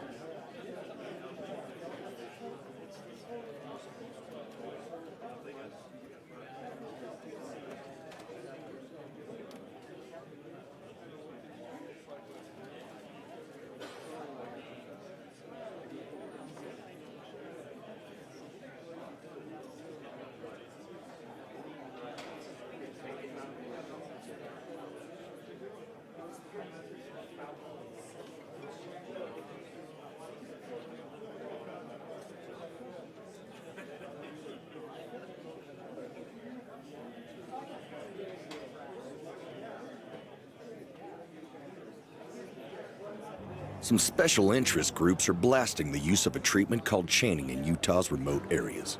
But they're only showing you one part of the story, the short-term part, the messy part. They don't show you planes reseeding the area, or the growth of new drought-resistant native plants. They don't show you the improved water flow in our streams and springs, or how restored vegetation reduces the severity of catastrophic wildfires, or how wildlife is returning to healthy, sustainable landscapes. And they don't show you how active hands-on management since 2006 has improved nearly 1.5 million acres of Utah watersheds and wildlife habitat. The fact is, watershed restoration works. It works because hundreds of local, state, federal, and private partners are financially and personally invested in the long-term health of Utah's lands. To get the whole story, visit watershed.utah.gov.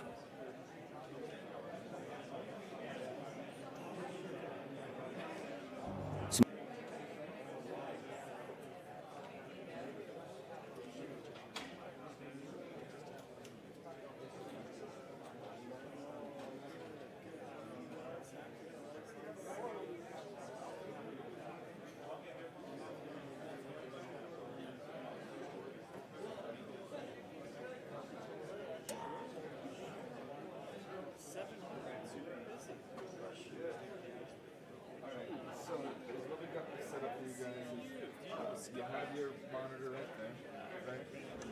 When you come up here, adjust the mic to you. This is going to be your answer. Green, go.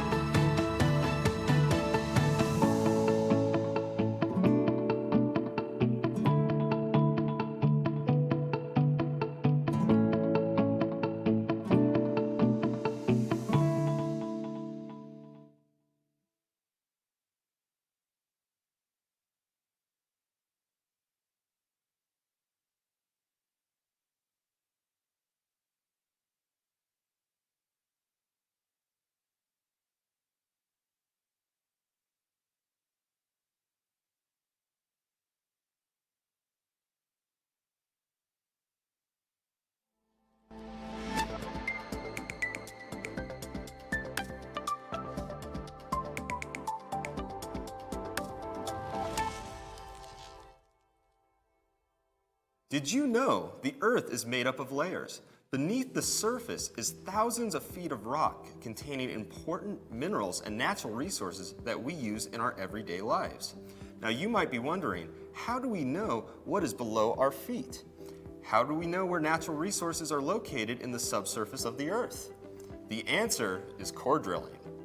Hi there, I'm Kevin with the Governor's Office of Energy Development, and I'm here to talk to you about core drilling. Think of the Earth as this giant jawbreaker, made up of multiple layers of rock. The inner and outer core, mantle, and crust. We live here on the crust, which in comparison to the rest of the layers is extremely thin, kind of like the skin on an apple. However, relative to humans, the crust can seem quite thick, anywhere between 3 to 5 miles thick under the oceans and up to 25 miles thick under many of the mountain ranges on the planet. Now, there are many reasons scientists want to see what is beneath the surface of the Earth. If engineers are building something, they need to check the composition of the rock below so they can properly support the structure. If companies are looking for natural resources, core drilling can be used to identify and/or quantify a resource to be extracted before they spend time and money drilling or mining. Most importantly, core drilling minimizes the impact on the surrounding environment when recovering these important natural resources, because we know exactly where to find them. Utah is rich in natural resources. For example, Carbon, Uinta, Duchesne, and Emery counties have many wells and mining sites. The Bingham Canyon mine, located just 28 miles southwest of Salt Lake City, is the largest mine in Utah and has been in production since 1906. These sites provide jobs and economic benefits to the counties in which they are located. And the minerals and natural resources help to build and sustain our lives, from our phones to our homes. To better understand how core drilling works, let's take some Play-Doh, plastic knife, a ruler, and a straw. Using our plastic knife, we're going to cut layers of our Play-Doh.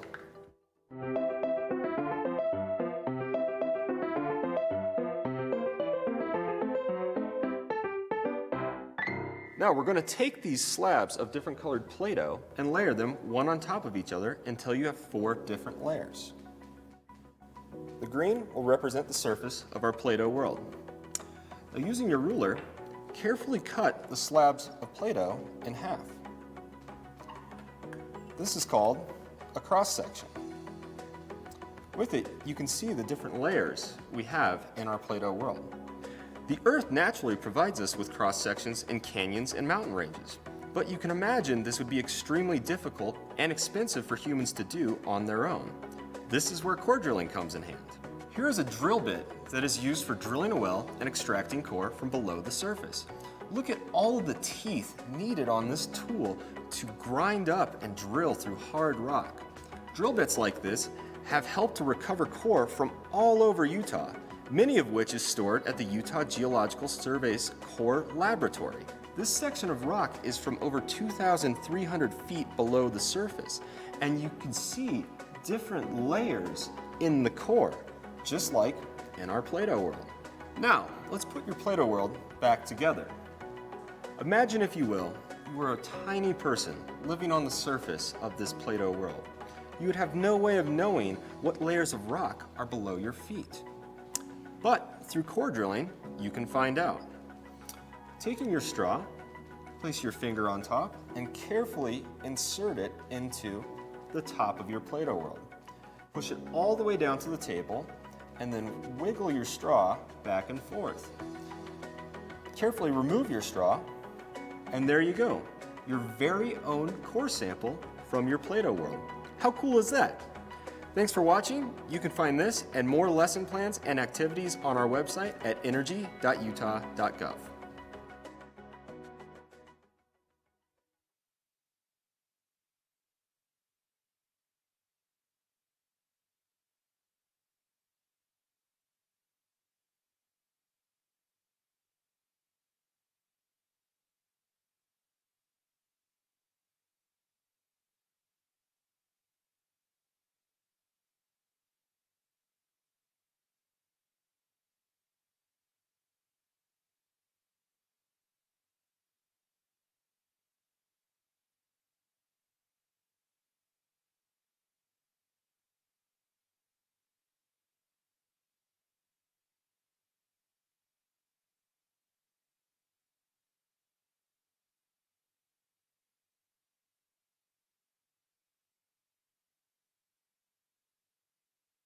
On. Oh, you'll see it light up.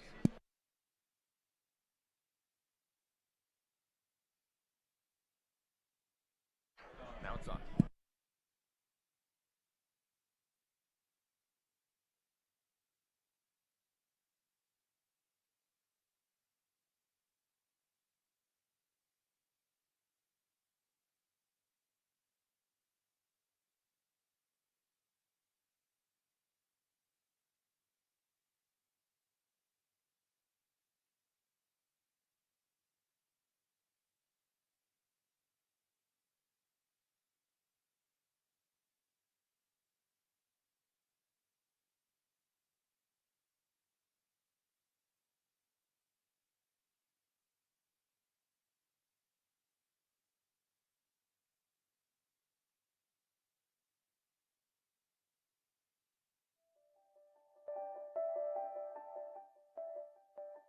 Many people have recognized that if we drill deep enough anywhere in the earth, we can find temperatures hot enough to generate electricity.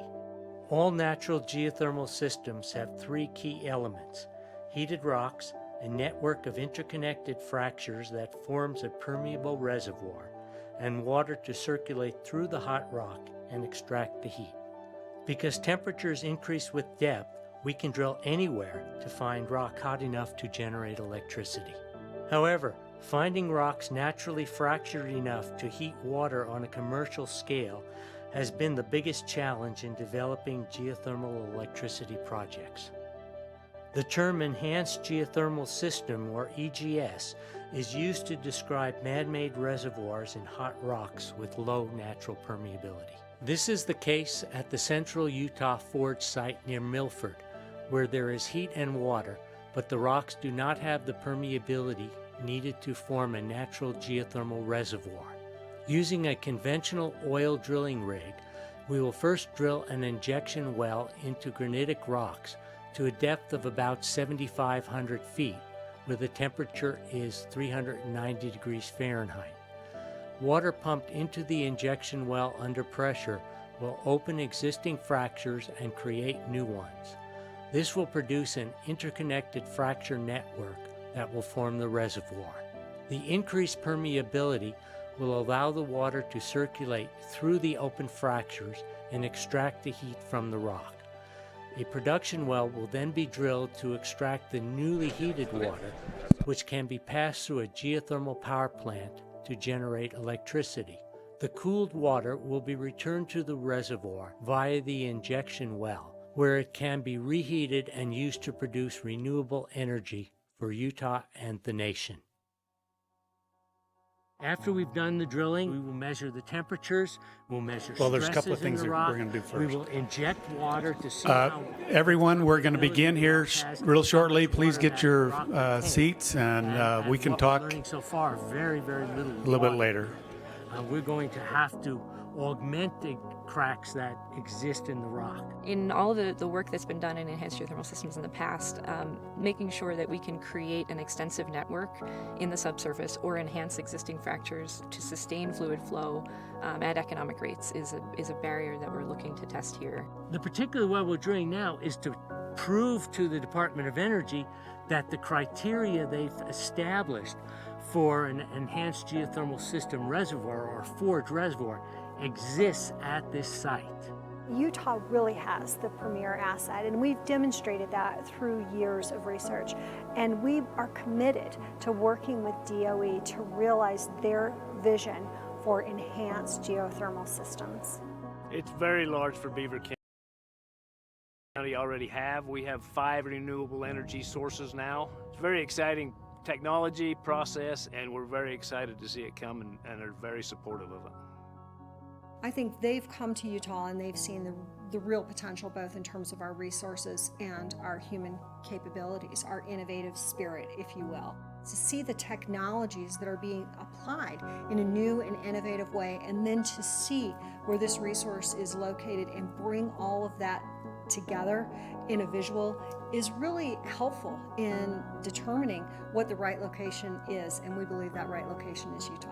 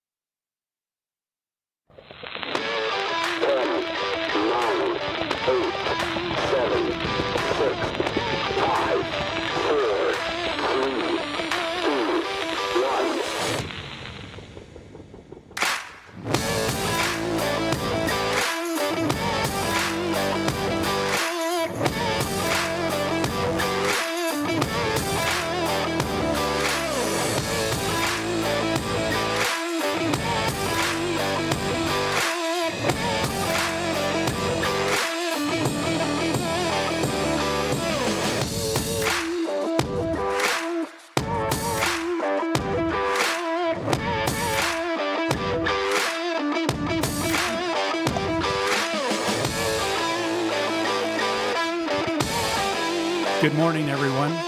Let's come on in from our break and let's sit down and we'll begin.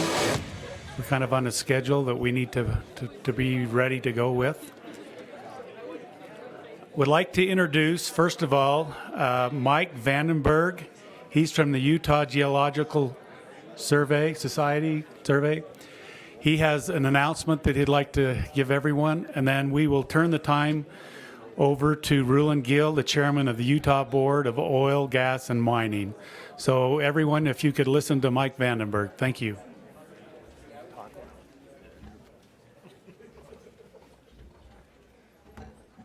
Thank you, Commissioner. My name is Mike Vandenberg. I head the Energy and Minerals section of the Utah Geological Survey. As many people in this room know, that the geology is really the basis for all natural resource development. So we are your source for geologic information for the Uinta Basin and the state of Utah. So please feel free to contact our office with any geologic questions. I personally have worked the geology in the Uinta Basin for over 10 years, and I'm more than happy to help anybody that has geologic questions. Another hat I've been wearing lately is I'm the general chair of the American Association of Petroleum Geologists annual meeting that's going to be in Salt Lake City in about a month, so May 20 to 23. This meeting is an international crowd. We're expecting 5,000 petroleum professionals from all over the world coming to Salt Lake City, the Salt Palace. The conference is several days. It's a technical conference. There's over 400 oral presentations. There's 600 poster presentations. We also have pre and post meeting field trips. There's 13 field trips to basically every corner of the state of Utah, led by local geologists. We also have short courses for continuing education opportunities. I did bring a stack of these brochures, and they're out by the door next to OED's little table and booth setup. So on your way out or at another break, feel free to grab one of these. If these are gone, you can also go to their website, the AAPG, American Association of Petroleum Geologists website. I hope to see a lot of people from Utah and a lot of people from the Uinta Basin attend this meeting. It's just a really great opportunity for us to showcase Utah to an international crowd. All the major oil and gas companies will be there. All the major service companies will be there. There'll be a giant exhibition hall. And this is your opportunity to show what the Uinta Basin has in regards to oil and gas potential. So thank you, and I hope to see you in Salt Lake in May. Thank you very much. For those of you just coming in, I'm Rulon Gill. I'm the chairman of the Board of Oil, Gas, and Mining. We have three very influential people with us today. Other than our elected officials and our tribal leaders, these three men are involved in about the most important thing in Utah. You're looking at about $500 million, $500 million in spending that these three gentlemen control. And if you multiply that times maybe 2, you get the total gross revenues we're talking about. So we have a $1 billion panel here today. On my left, we have, starting here, we have Matt Cooley from Newfield, Adam Sayers from Axia, and Chris Sutton from Crescent Point. What we're going to do is we're going to have each of them make a presentation that you'll see on the board. When they're through, we're going to have kind of a panel question and answer. I'll ask the questions. Hopefully they'll give some answers, and then if time allows, we will open it up to the group. So with that, we'll start with Matt Cooley. Thank you. Thanks, Roland.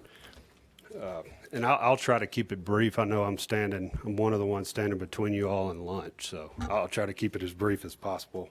I'd like to start out by thanking everyone for the opportunity for Newville to be a part of the 2018 Uinta Hydrocarbon Conference and also to present. As Rulon said, my name is Matt Cooley and I'm a drilling manager for Newfield. Some of my areas of responsibility are, of course, the Uinta Basin, our Scoop Play in Oklahoma, and the Bakken in North Dakota. I've got a brief presentation here, 8 to 10 slides that talks a little bit about Newfield and some of the exciting things that we're doing here in the Uinta Basin. A little about Newfield. We are an independent exploration and production company and specialize in the domestic development of oil development of resources. Last year, we generated over $1.7 billion in revenue, and we did this by producing over 56 million barrels of oil equivalent. At the end of 2017, we exited the year with almost 700 million barrels of oil equivalent. This year, we anticipate investing over $1.3 billion of capital. 80% of that will be deployed in our Oklahoma assets, which are Scoop and Stack, and the other 20% will be deployed here in the Uinta Basin and in our North Dakota and our Bakken asset. And on the right here, on the right of this slide, you can see a map of where these assets are relative to each other. A little about how Newfield we entered into the basin, and some more specific numbers you'll see on this slide. We entered the basin in 2004 by acquiring our GMBU water flood, which was primarily a vertical well development. Over the past 13 years, we've expanded our footprint by acquisitions and partnerships. We've since moved away from a vertical well development over to a predominantly horizontal drilling, primarily and preferably SXLs or super extended 2-mile laterals.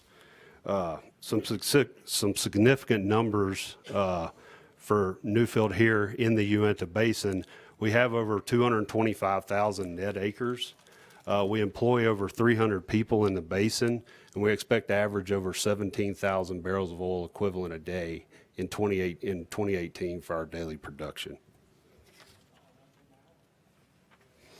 Many of you might ask, why our transformation in the past 6 or 7 years to horizontal drilling?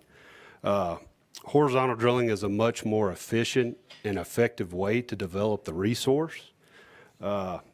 If you notice the pictures on the right the top picture is our typical plan for horizontal development in what we call a DSU, or a drilling spacing unit. Total surface 4 4-acre pads for an entire DSU.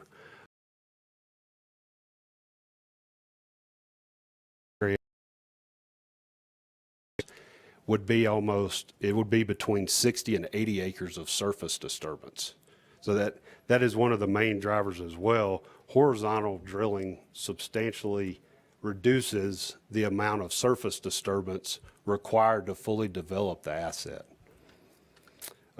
Horizontal wells also create investment opportunities for it.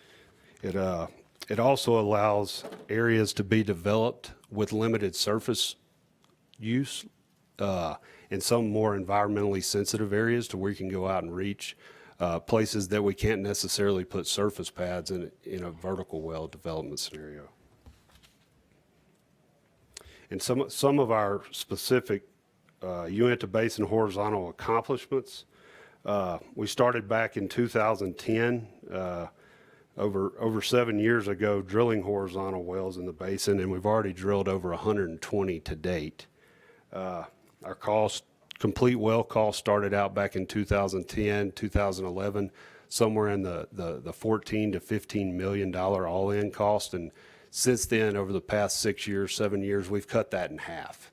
And a lot of that comes through what you heard earlier from Mr. Holz's presentation. Is a lot of that is the technology that we've been able to bring from other basins whether it be the Bakken or the Eagleford or the Scooper Stack, into the Uinta Basin and cut these well costs and make, get more product out with less costs.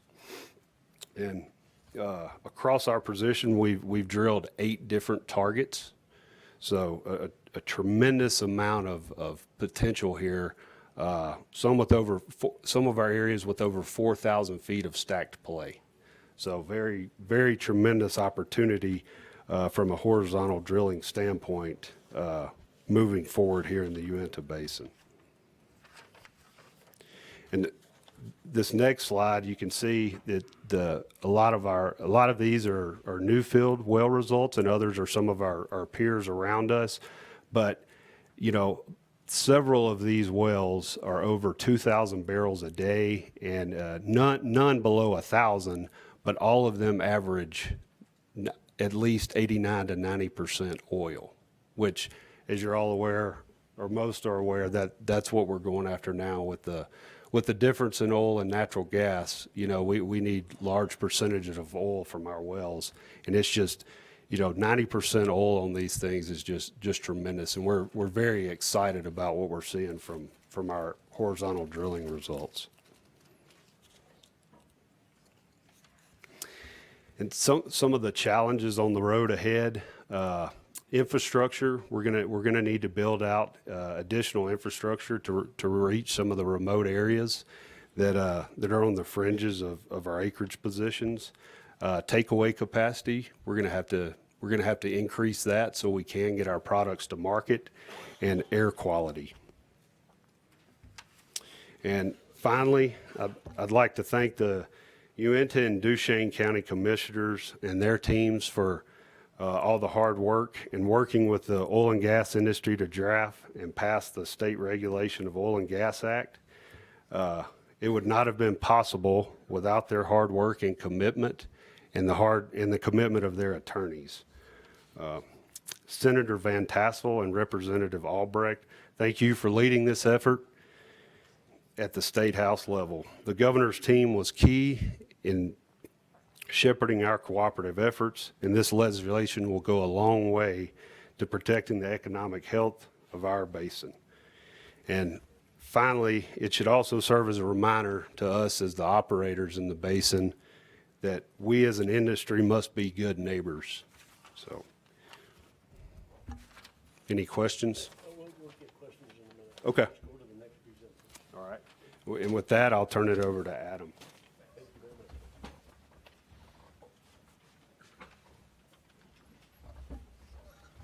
much.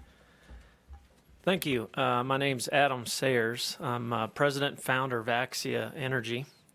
We were founded in 2015, and we're a small private equity company primarily focused in the Uinta Basin.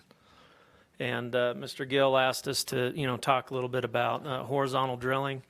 Gave us about 10 minutes, and if I tell you everything about everything I know about horizontal drilling in 10 minutes, my dad used to say, if somebody tells you everything they know in 10 minutes, they're not very smart. So if I get done in 6, you could understand my apprehension and disappointment in myself. So hopefully, if I start talking slower, that's why. So first of all, we began drilling horizontal wells, and we acquired the land through an acquisition of BBC and have subsequently added to it. We now own 42,000 net acres within the Uinta Basin, and we will be developing this only horizontally. And so our first well out of the gate was a 2-mile lateral that Matt spoke about, and that's what we've been doing for the last year and a half. And so I thought I'd start out with a little bit of history of what's going on, and really Newfield was really the driver. As Matt mentioned, they started in 2010 drilling the horizontal wells, primarily focused in that North Mighton Bench area that's circled there on the screen. And just to orient you, to the south is Monument Butte, a Newfield vertical play. On the eastern side, you see Ranlet. operated by Crescent Point, and then up, of course, up north, Altamont Bluebell, which is EP Energy. And so in the middle of the basin, you didn't have a lot of development yet. There's a lot of oil in place, and I'll get to that in a minute. But as far as the development is concerned, we've averaged 10 to, say, 30 wells a year, largely dependent on oil price. But no question, Newfield was really the primary driver here in instigating a lot of this development. The area we circled there is what we've identified as an area that has multiple benches. As Newfield mentioned, they've drilled and tested 8 different benches.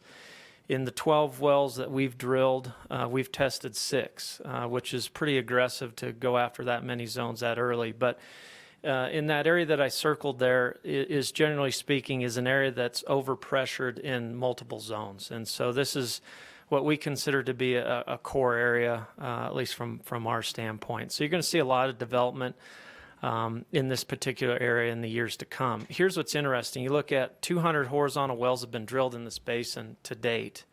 Just to put this in perspective, the Permian Basin currently has 400 horizontal oil rigs running. The scale in the Permian is huge. But what I'm going to get into is while the big difference between us and the Permian, for instance, is, I think, size. Where the Permian Basin is generally 14 to 15 counties. It's huge.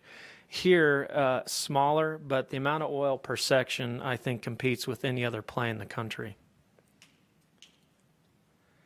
So I'm going to go in a little bit of detail here on the Uteland Butte. The Uteland Butte is one of the primary targets that we've been drilling within the Uinta Basin. You can see on the left-hand side I've got a type log, and so I think there's 8 different zones that you see there, top to bottom.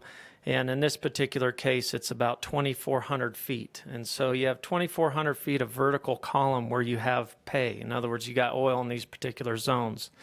And so what we've done is we've broken down, in this example, the Uteland Butte. And so the Uteland Butte in this case would be about 300 feet in vertical height. And then what we do is because we have so much control, so many vertical wells that have been drilled out here since the 50s, we understand the rock. And so we measure porosity, we calculate oil saturations and so forth. So we come up with an idea of how much oil is in place in the ground. And so in this particular case, we look at the Uteland Butte itself, and we see anywhere from 30 to 60 million barrels per section in place. So that's what we're going after. And a good rule of thumb, what we're trying to target is anywhere from 10 to 20% of that oil is recoverable.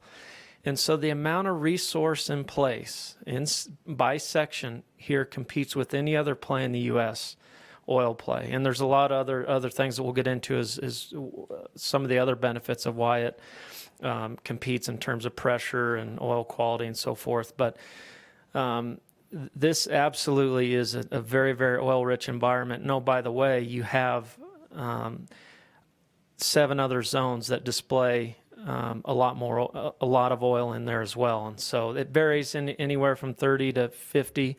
Some are more than others, but this is just one example of one particular zone. So this is the reason why we're drilling here. So let's go through a little bit of a history of the Uinta Basin oil production. This is only a 2-year look back, but it shows the results that we've seen from a horizontal standpoint. Generally, right now, we're hovering around 70,000 barrels of oil a day in the basin. And the blue curve represents vertical well production. The gray represents production from horizontal wells. And the main key there is the orange line that you see in early 2016, 10% of our production in the basin came from horizontal wells. When a short period of time, in 2 years, that's jumped to 26%. That's a huge jump. And I, like Newfield and Crescent Point, believe that we're going to continue to see horizontal development. That's what we're going to see for years to come, and you're going to see that line continue to grow and grow.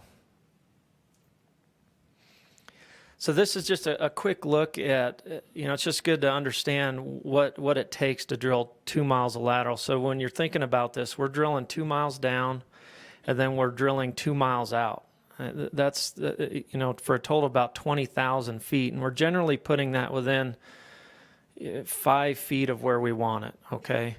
But at first you start out with surface pipe. This is protect the surface waters, the fresh waters in the ground. We drill that to about 3,000 feet, and then we set intermediate pipe to about 10,000 feet. From there, we cement and case that. The reason that's important is the overpressuring. When we drill these horizontal wells, we're drilling with anywhere from a 15 to a 17-pound mud. If you hold a gallon of water, that weighs 8.33 pounds, okay, per gallon. And so we need to do that to hold the pressure back. And so it's very unusual to have reservoirs that are that highly overpressured in an oil environment. That's good. That's good for us. It means more recovery, better wells. But when you look at plays, for instance, on the Front Range of Colorado, they've gotten their well costs and days down to 4 days. So they're drilling this well in Colorado in about 4 or 5 days. For us, we're probably 25 to 26. They eliminate that intermediate casing point. So they set surface and then drill all the way to TD. We can't do that with the pressure. And so from a drilling standpoint, this is, generally speaking, the what you're going to see from a well mechanic standpoint, from a drilling standpoint. From the frac side, this is what we're doing. We're stimulating this with 42 different frac stages. It takes us about 8 days of 24-hour operations to do that. We pump about 400,000 barrels of well and 22 million pounds of sand. Here's where I'm really encouraged. If you look at that well count, we're clipping along at 10 to 30 horizontal wells a year. We're in the absolute infancy of completion technology in the Uinta Basin. If you look at all these other basins, and Tom showed a good slide of the Marcellus, early production in 2008 was right at 2 BCF, and now it's upwards of 20 BCF. That gas was always there. They figured out better ways to complete the wells, better ways to stimulate it. We're going to see the same thing here. The beauty is today, we're highly economic drilling those wells today. So's Newfield, so's Crescent Point. But I can guarantee you the engineers in both shops are continually trying to evolve the completions, do better, make better wells, and we're going to see that. I mean, to think that we know exactly how to complete these wells after 10 wells is crazy. So we're going to get better and better at what we do. The bottom line is even today it's highly economic, which is great.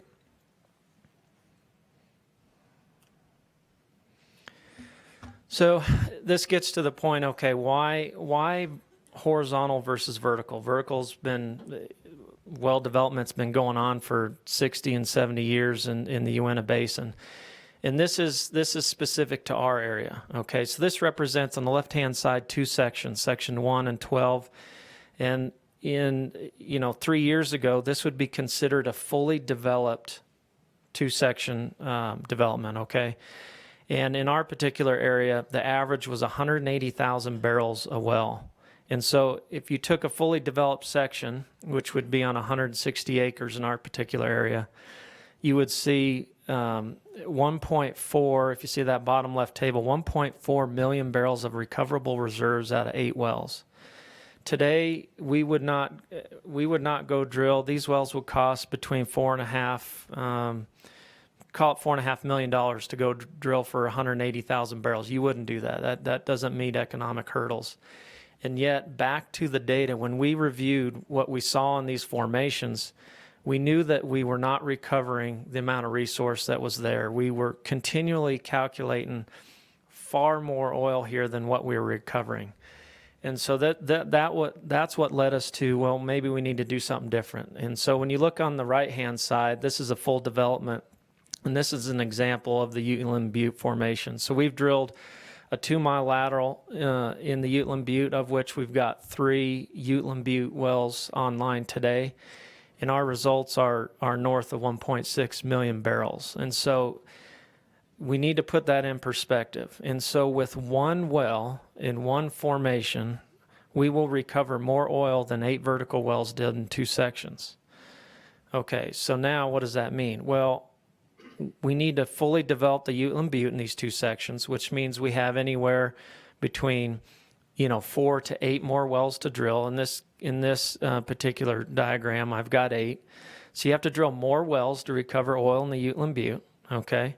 So just the Uteland Butte alone, in the bottom right-hand table, you would recover anywhere from, if you had 4 wells, you'd be 6.4 to 12.8 million barrels at 8 wells. Okay, so you're 10 times the amount of recovery that you had in a vertical sense. And so now you're fully developed in the Uteland Butte. What about the Wasatch 4, Wasatch 5, Castle Peak, and Doug Creek? These are all proven zones, and that we've particularly drilled and tested in our area. And so when you look at that table, Douglas Creek, 1 million barrels, Castle Peak, 1.4, Uteland Butte, 1.6, Wasatch 5, 1.8. These are all millions of barrels. That column right there is the reason we're in Utah, is those well results are staggering. And so when you look at a fully developed section with 40 wells, you're talking about 60 million barrels of recoverable oil versus 1.4 that we had in a vertical sense. And so when you look back 20 years ago and what we knew about the resource, where it lies, we didn't believe that you could recover oil out of shales and cruddy siltstones and bad rock. We know that's not the case. And so frac technologies allowed us to release that and produce it. So when you look at this particular slide, that third column, fourth column is the most important there when you see how many recovered barrels we get per well. And here's what's also important. These are actual results that we've had. So we've drilled in every one of those zones, and this would represent really, it's not even an average. It's the lowest number that we've achieved in each one of those zones. And so the results are very, very compelling. I think it means a lot for the future development here in Utah. On top of that slide, it gives you a little illustration. When you see the 2 sections there and you see the 8 wells drilled across it, that's fully developed in the Uteland Butte. But when you look above, it gives you really a side view of how we place those wells, and we call this a W pattern. We do, and you stagger those wells. And so you don't drill a Uteland Butte well right above the Wasatch 5, you stagger them. So that allows for more efficient drainage. But anyway, this is what I had here today, and we're super excited about the results that we're seeing, and glad to see the support that we get from the state and the regulatory agencies, and try to do this in the best way we can. And to Matt's point on the surface impacts, you can see, in the vertical sense, you'll have eight separate pads, and those pads will average about 5 acres in size. So it'll be about 40 acres. We can fully develop 2 sections with 1 to 2 pads, which would disturb about 20% of that. And so that has huge impacts because, oh, by the way, you're not building roads to each one of those pads. You're not building pipelines to each one of those pads. It has a tremendous impact on the surface ownership. In addition to that, you saw that we pump about 400,000 barrels of fluid per well. That's a tremendous amount. We came in and dedicated about $15 to $20 million day one for pipeline infrastructure, so we're not trucking that amount of volume. That would be an insane amount of truck traffic and disturbance on the surface. And so we committed to that infrastructure before we knew we really had to play. But those are the things that can help out and help us as an operator and being a good steward. So thank you.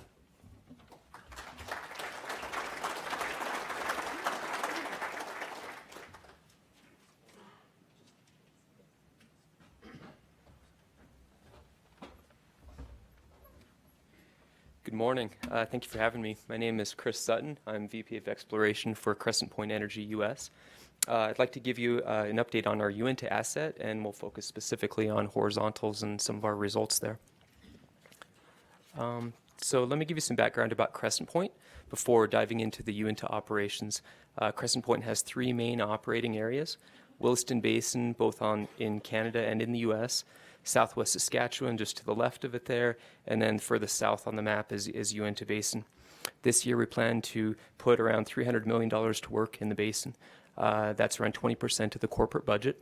The majority of that spending will be in drilling and completing approximately 30 horizontal wells. This, I believe, will make us the most active horizontal driller in the basin this year. Obviously, Crescent Point really likes Uinta. Next couple slides, I'll show you why.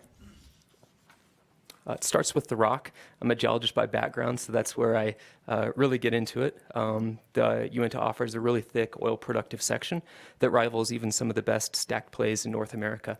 Comparing the type logs that you see on the screen, we'll start on the far right-hand side. That's the Bakken type log. There are 2 productive zones there, Middle Bakken and Three Forks. As you work your way to the left, you see basins with thicker hydrocarbon columns and more horizontal zones.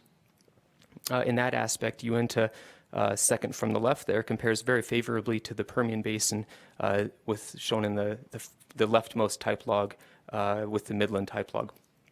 Oil in place available in the basin is really large, between 40 and 60 million barrels of oil in place per section. Calculated across the entire basin, we believe there are 55 billion barrels of oil in place to tap. A lot of that oil has been drained by vertical wells, but there's a significant portion remaining and available for future horizontal development. Year over year, horizontal productivity is increasing. This is a cumulative oil versus time graph. On this graph, you see individual wells that are color-coded by the year they were drilled. The older 2011 and 2012 wells were the worst performers. Then with each subsequent year, well performance has increased. Companies are learning the best zones to target, how to optimize the completion, and how to produce those wells most efficiently. And I would expect that even this year's wells will continue to be better. Just as Adam was saying, as an industry, we're getting smarter with completions, and productivity will continue to increase. Those better horizontals resulted in a production renaissance for the basin, really starting in 2016. On this graph, total basin production is shown. Each year's wells are shown in a different color. We see a peak in 2014, followed by a drop in production as companies pulled back their capital programs due to the oil price drop. A couple years later, the 2016 and 2017 rise is attributed mostly to horizontal wells that several different companies have been drilling and the strong results that industry has had. Here at Crescent Point, over the last couple years, we've really done our homework in the basin.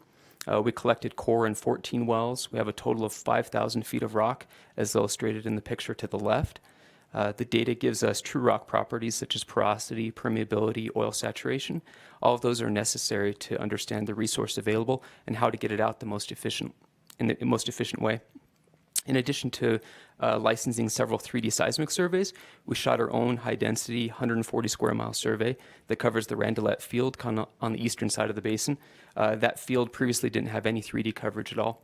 So that cube of data that we have has been very helpful to us in mapping the reservoir extents for some of the different zones, and then also placing our horizontals very accurately into the optimal location. Also, we've run microseismic surveys on several horizontal wells during the frac. The picture on the far right is a map view illustration of what microseismic data looks like. That sound wave data that we gathered during the fracs allows us to understand how effective the fracture stimulations are, both in the height direction and then also in width. So based on those results, we've been able to adjust and optimize our frac designs. Let's look in map view where that horizontal development has been in the basin. The green bubbles that you see show cumulative production from vertical wells. It does a nice job showing Monument Butte Field to the south and Altamont Bluebell fields to the north. The red sticks show all the horizontals drilled by any company to date. Crescent Point acreage is shown in yellow. We have 300,000 net acre land position that stretches across the center of the basin. We have operated areas both in the west and east sides, and then mixed operated and non-op lands in between. Looking at the type log on the far right-hand side, you see 5 zones that we've placed horizontals in: the Douglas Creek, Black Shale, Castle Peak, Uteland Butte, and Wasatch. That testing has led us to focus on development in the lower 3 zones. The rest of this presentation will really focus on the Castle Peak, Uteland Butte, and Wasatch. Let's look at those well results from those 3 zones. Similar to the previous graphs, you're looking at cum time charts. Our Castle Peak and Uteland Butte wells Our 1 mile wells typically produce just under 60,000 barrels in their first 90 days. And then our Wasatch wells have been better performers by far. The 1 mile Wasatch well shown in the lower left-hand side of this screen produced over 140,000 barrels in its first 90 days. Here we see the resulting economics for Castle Peak and Wasatch wells. Our Castle Peak well costs range between $5.5 and $8.8 million. That difference is the jump between 1 mile and 2 mile wells. Estimated ultimate recovery from those are 350 to 620,000 barrels, respectively, and these wells yield rates of return from 27 to 64%. The lower line, if you can read it, is Wasatch. As I said before, our Wasatch wells have been stronger. Our 1 mile well costs are a little higher than the Castle Peak. These are $6 to $7 million wells, and we give them a conservative EUR of around 500,000 barrels. That results in a rate of return from 34 to 76%. So good results to date, and we expect that those will continue to get better in the coming years.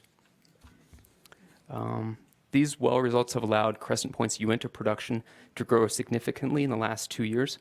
At the end of 2016, we exited producing 12,000 barrels a day of production just out of Uinta.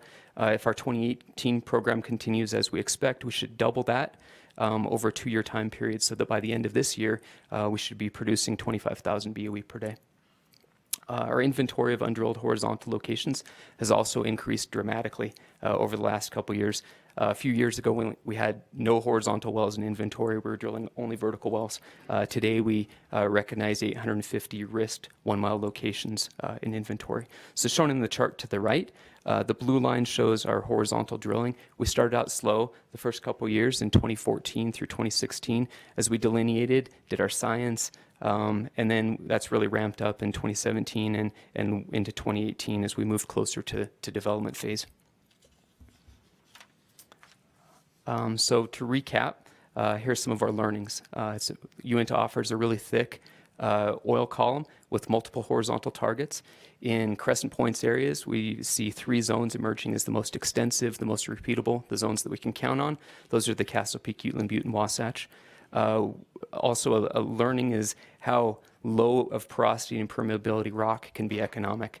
Some low permeability zones that a couple years ago we were skeptical of have been proven to be viable economic targets today. After we did our science, we understand the reservoir, work on the completion design, and get it right. There's some zones that are really low quality that are producing fantastic. Completion design and an understanding of the vertical frac barriers is also critical for us. So before full development of 3 or more zones, a couple things that we as an industry need to figure out. This slide illustrates the well density options that are in question for each of those zones. For optimal development, how many wells should be drilled? Is it 4, 6, or 8? Based on the microseismic data that's shown on this slide, this is specific to the Castle Peak. We see good vertical frac containment. That's in the cross section on the left-hand side. We see good vertical frac containment of around 150 feet within the Castle Peak. So that means there shouldn't be communication between the Castle Peak and the Uteland Butte below it. And then in map view, that's on the right-hand side of the slide, we see a 300-foot frac half length, and that would indicate that up to 8 wells would be necessary for that zone to be fully developed and for efficient drainage. So both of these things need to be figured out by drilling and producing wells at that density, both in map view and then also stacked on top of each other. And then to continue testing for production interference. So that's something that as an industry needs to be figured out before full development. Lastly, additional oil marketing outlets, either in basin or out of the basin, are a goal for the coming years. Without an increase in refining capacity in Salt Lake, producers will be looking to rail or other upgrader systems to take that additional oil volume that should be coming in the coming years. Crescent Point operates a rail facility in Salt Lake City that's allowed us to sell oil to other refiners that are outside of Salt Lake. Thank you.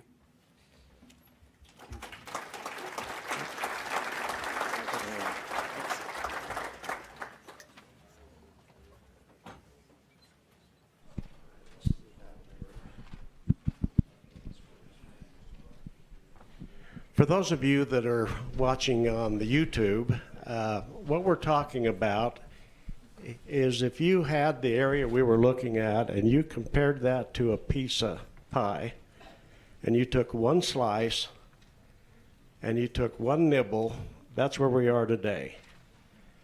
And if you live in the oil patch out here, we are involved in it as a county official, as a service company, as just a royalty owner. What you're seeing here is 3 of the 7 people that start all the money that occurs out there, and then it flows eventually to all of you. So this is critical to this state. So I'm going to ask some questions and ask you to pass the mic along as you would. And I'm asking you, your presentations were so complete that I kind of answered all my questions already, but see if you can add something to this. What has driven the rapid increase in horizontal drilling in the Uinta Basin in your view? Any one of the 3 of you can answer that? I can take that one. You need to talk a little closer to the mic. Okay. I think the main driver that's opened up additional horizontal drilling activities in the Uinta Basin is lessons we've learned from the Bakken, the Eagle Ford, the Marcellus, and the operators have been able to drive down well cost and bring in new technology into the basin and make it economic, whereas to years ago, few as 6 to 8 years ago, it wasn't. So, anyone else on that? Yeah, so the only thing I'd add to that is the consistency in certain areas. The vertical wells just didn't bring the consistency. And so when you think about rate of return or net present value, everything that Matt said is true, is all this technology lended itself to excessive performance, and we're just making great wells. And there's no question we took lessons learned from other basins, and so it allowed us to take a big leap forward here in the last couple of years. Okay. Here's a question from me. I referred to this general area as one pizza pie. Do you see the Uinta Basin as being multiple pizza pies, possibly in the future? Anybody who feels like answering? The geologist over there on the end. Yeah, I'll take that one. Yeah, definitely. The stack nature of Uinta is really what makes it so appealing to many companies. In the southern part of the basin, there's an oil-saturated thickness of around 1,000 feet, and then as you head up into the northernmost part of the basin, it's greater than 4,000 feet. So within there's so many different layers, so many different pizza pies to be able to put wells in. That's what's exciting about the basin. Just as a note, the legislature found $50 million of additional revenue they had unexpected this year just from that nibble. So just to kind of put all this in perspective. Next question. What are some of the obstacles for horizontal drilling in the basin? I think in terms of development, number one is going to be the refining capacity. We see Uinta Basin at 90,000 barrels plus or minus. The reality is the amount of inventory, when you look at the maps, you look at what Crescent's proven up, Newfield, where we've drilled up north, there are tens of thousands of horizontal wells that need to be drilled and will be drilled. If it's at a 90,000 barrel a day max, it would take hundreds of years, and so it's of no economic impact to any of us here. And so what's really important is that the state and the industry really look at ways to expand that. And there's no question in my mind in the next 4 or 5 years, you saw the results from Matt's slide. I don't know, there's probably 18 horizontal wells on there, not one under 1,000 barrels a day. And so we're talking about the impact that 5 horizontal rigs are having on this basin today. And so could that go to 10 or 15? Easily. We've got so much inventory here with the stacked pay potential. And so when you look at that, in the next 3, 4, 5 years, without a refining capacity limitation, this basin could be 200, 300,000 barrels a day in my mind, without question. Stated another way, the refining capacity is about 90,000 barrels a day. Tesoro added 500 million in the last 2 years and increased drilling, or increased refinery capacity. The numbers we're looking at suggest that there's between 500 and 900,000 barrel day capacity. So to get this in perspective, we're looking at 9 more complete refineries that we already have to meet that possible need. Any comment on that? Well, yeah, and maybe back up a little bit. The whole reason this is an issue is we make a yellow wax, we make a black wax, and I think you're seeing the basin shift towards yellow for a variety of different reasons. It has to do with pressure and maturity and so forth. But when you make this wax at 110 degrees, it's solid. It looks like chapstick, and so it becomes a transportation issue. And so we can't just go build a pipeline to Cushing or a pipeline down to Gulf Coast to have the existing refineries do it. We would have to heat that pipeline. It's just so cost prohibitive. And so we have to come up with unique and good ways to get this to refineries. And right now that rail's one solution, but it takes a specific refinery in order to handle this wax because of the problem with temperature. But with that being said, there's problems with the wax, but there's a lot of benefits. It makes a high-end lubricant, type 3 base oil that makes a lot of the Mobil 1 synthetic oils. And so there's a lot of great qualities with this wax. And what we need to do as an industry is educate the other refineries across the U.S. that would pay a premium for that to help us offset those costs to get that oil to a bigger market. Adam, where does that yellow wax fit in terms of its quality level, in terms of high-end lubricants with other waxes across the U.S.? Oh, boy.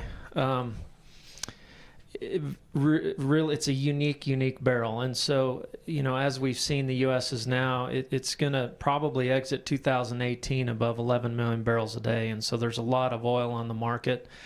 To me, I look at this as an opportunity because it's a unique barrel. It has a very high viscosity index, which like Calumet and these other refineries that use this high-end lubricant, they need it, and it costs them less because they have to do less to the oil to get it to that point because it already has those qualities.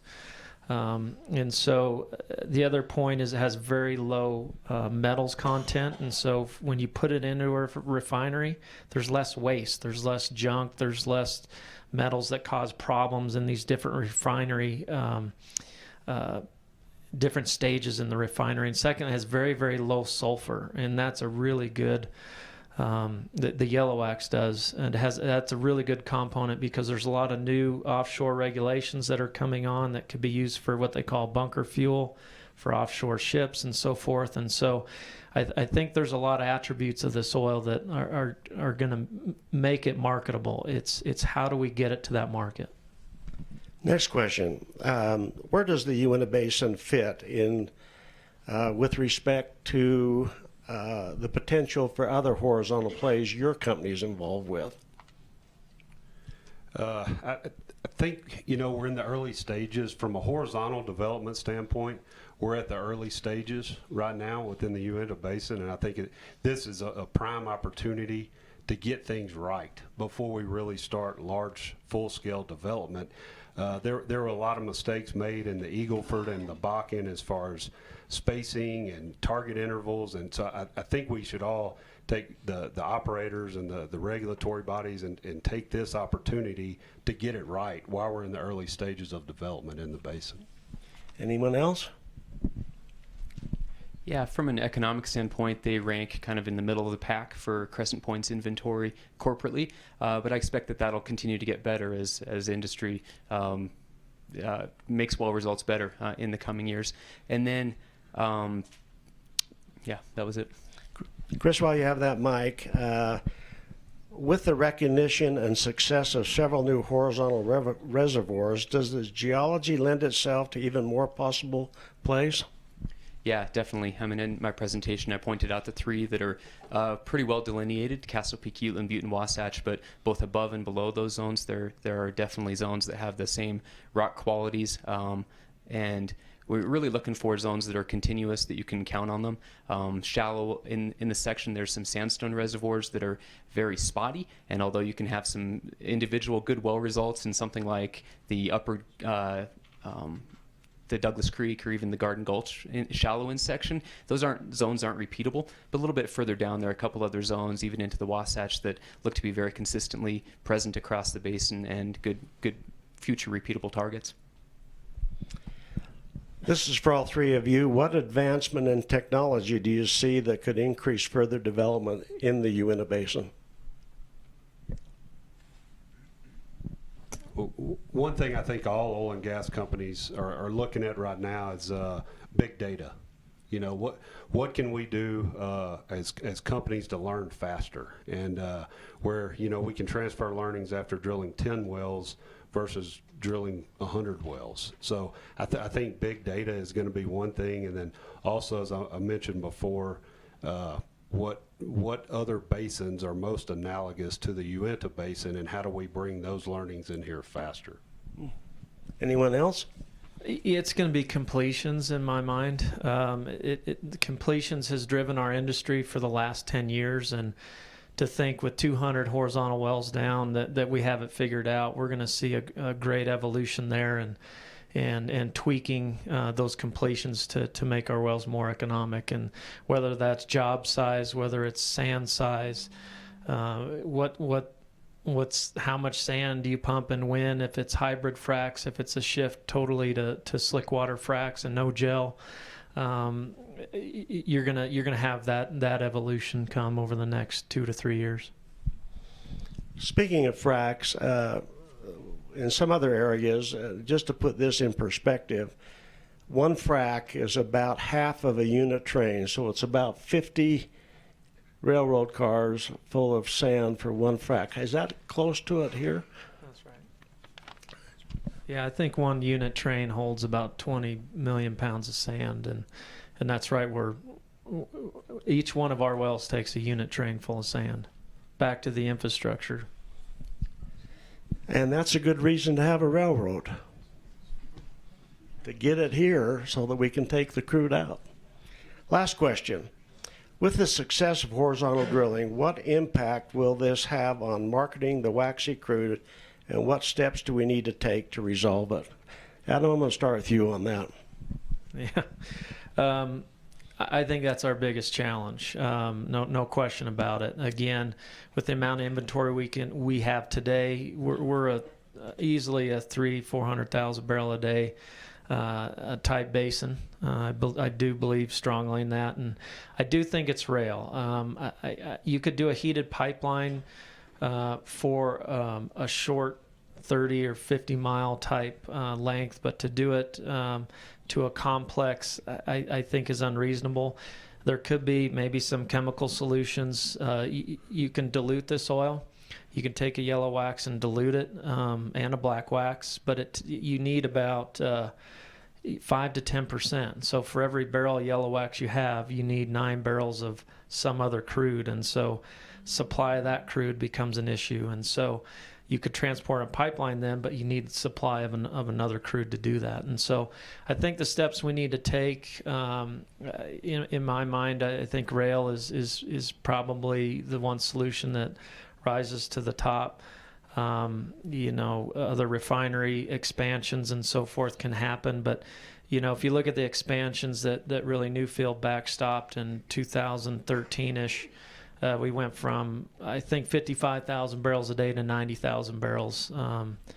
It may have been about a 25,000 barrel a day expansion. But those, in the big scheme of things, that's been a huge help for the basin currently. But where we think this basin can go, expansions are minuscule to what we need to do to start getting the revenue out that's going to come back to the state, and ad valorem taxes and severance taxes and so forth. And so it's really going to take, I think, a train solution, whether that's rail into Roosevelt or other options. But Obviously, that will help on the sand side when you're bringing in sand, and you can bring it closer location, less hauling, less costs.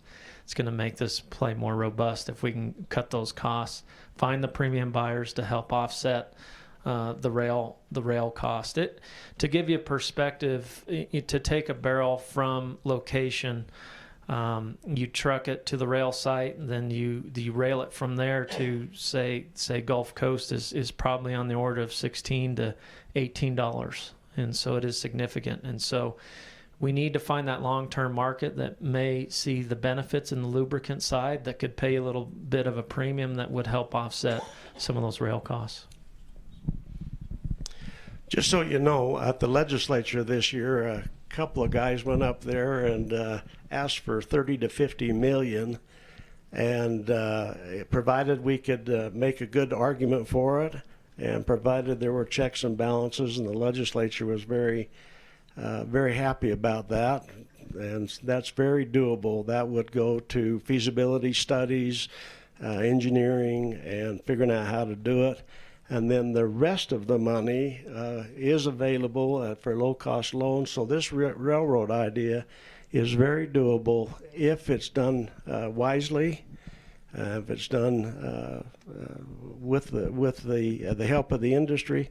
But in 3 to 5 years, we could have a railroad out of this place, and it would start in Mighton, and it would go to Craig, Colorado. Already 2 of the counties over there are planning on how to get spurs to the adjoining counties in Colorado, and it's got a lot of excitement. Vernal being the largest city in the United States that doesn't have a railroad spur, so we're really excited about that. With that, now we're going to turn. How much time do we have, John? We got 5 minutes for questions. If you'll ask the questions so me, a guy that used to be in the artillery, can hear them and understand them, I'll repeat them for the crowd. So, question. Go ahead. Okay, now you can hear me. Okay, and you speak loud enough or close enough that everyone can hear you. Sounds good. Dwayne Shepard, Uinta County Commission. You're drilling for oil, and inevitably you're going to get some gas off of that. We got some regulations for flaring and whatnot. What are you doing on your infrastructure or whatever to capture or use the natural gas that comes off of your oil wells? Yeah, the wells that Crescent Point drills are, I think, similar to the others. They're about 90% oil, 10% gas. In our core operated areas, all the infrastructure is in place. All of the gas is tied in and is being sold. Another question. Okay, we got just a second. We'll get the mic to you, and then make sure everyone can hear. Roy Patel, and I live in Provo, but we have some property here. We can't hear you on this side. A little louder. What about the full refinery? I don't understand the question, so say it one more time. How about full refinery?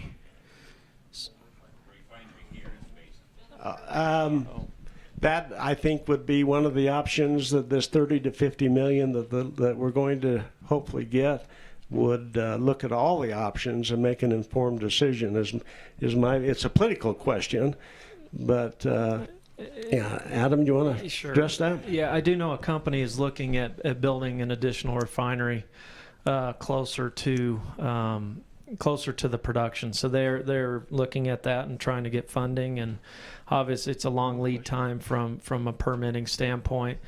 But again, which would be a great solution and maybe a bridge to a bigger one with a rail. But if we go with current refinery sizes in Salt Lake City, a new refinery would be 20 to 50,000 barrels a day, and so we'll still well exceed that. But I do know folks are looking at it. Okay, another question? Yeah, go ahead. If you don't know who this is Mike McKee from the 7 County Infrastructure Coalition, and he's the lead guy on the railroad idea and the other options, but particularly the railroad or the pipeline. And he's going to be the guy that eventually gets this 30 to 50 million. Mike, stand up so everybody can see you and hear you. Well, I didn't. The question has to do with. Closer. Okay. Three of the largest producers of oil are sitting right here. And, you know, WTI pricing, the amount of capacity out in Salt Lake, somewhere between 70 and 90,000 barrels a day. Looking at your, you know, I know companies are very cautious about saying individually what you're going to do, but as an entire basin, if you put all the companies together, if you could get close to WTI pricing or even WTI pricing plus, and we had a good rail option out here, in the next 10 years, what do you anticipate production could be coming out of the basin? Let me make or 5 years. Let's even do it 5 years. Let's make a clarification. The Uinta Basin takes the normal market price and reduces it about 20% because we only have one market. They call that the Uinta Basin differential. So if the price today were $65, you'd pay basically $13 off of that at the wellhead, and that's what you get. So by having another market, the potential is to do away with that Uinta Basin differential and get the full $65. Would anyone like to comment on that? Do you understand the question? Yeah. I can't comment on specific production numbers, but I can comment on the fact that, you know, we have shareholders that obviously they want us to invest our money in the most competitive plays that we have right now, which I've mentioned before are Stack and Scoop. But if we were getting full WTI plus the Uinta Basin would definitely compete with those type economics, if not exceed that. WTI is West Texas Intermediate. Okay, Adam. Yeah, no, look, I think basin production again could be 300,000-400,000 in a 5-year time frame with that kind of pricing. We're making great wells.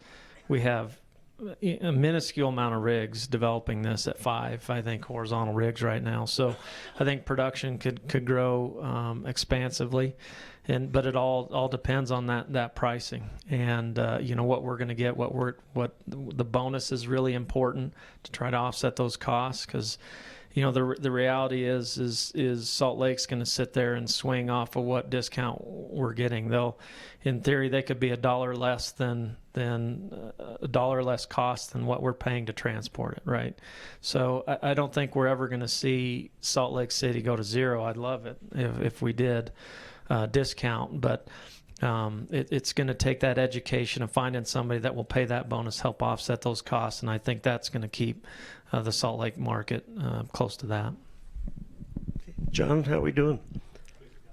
Oh, yeah, go ahead, Chris. Yeah. Pardon me, I didn't see you. No, that's right. Similar to Newfield, I mean, Uinta is about 20% of the corporate budget this year. If there was WTI pricing and a better outlet for the oil, I could see that increase pretty substantially.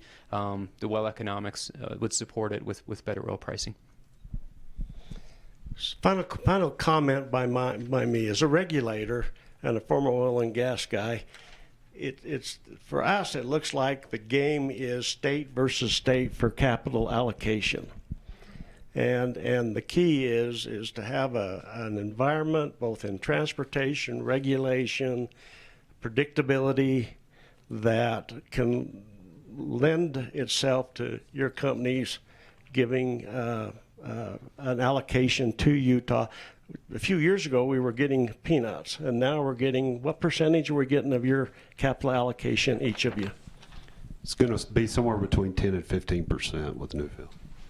We're all in. We're 100%, Rulon. What else do you want? I love it when you talk dirty. And about 20% for us. And all of that could go up with the doing away with the Uinta Basin differential and the increase in transportation to alternative markets. Definitely. It impacts well economics very significantly. In conclusion, I've been to a lot of conferences and energy summits and this and that, and this has been one of the best and most powerful presentations I've heard. Will you join me in giving these gentlemen a big hand?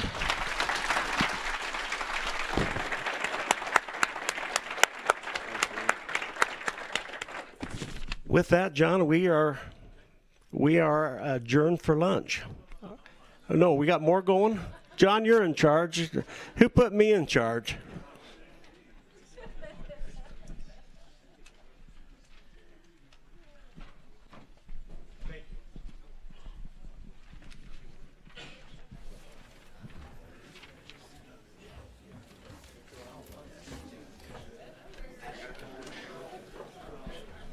Thank you.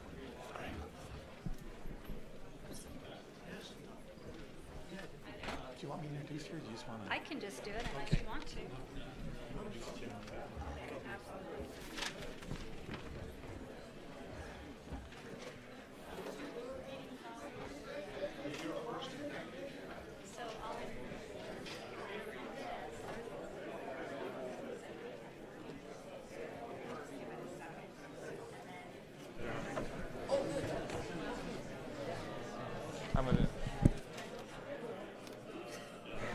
All right, you guys, next up we have the energy innovation.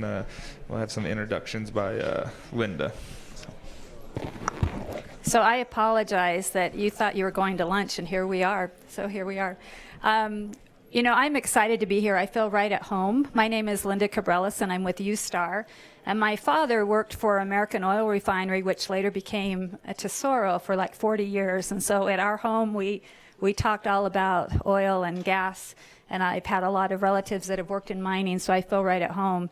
You know, there was Henry Ford. You know, we know about the Model T and everything he did and the Ford company legacy. And it was said once that if Henry Ford would have asked his clients, his customers, what they wanted, they probably would have said a faster horse, because they couldn't envision, you know, what would a Model T look like.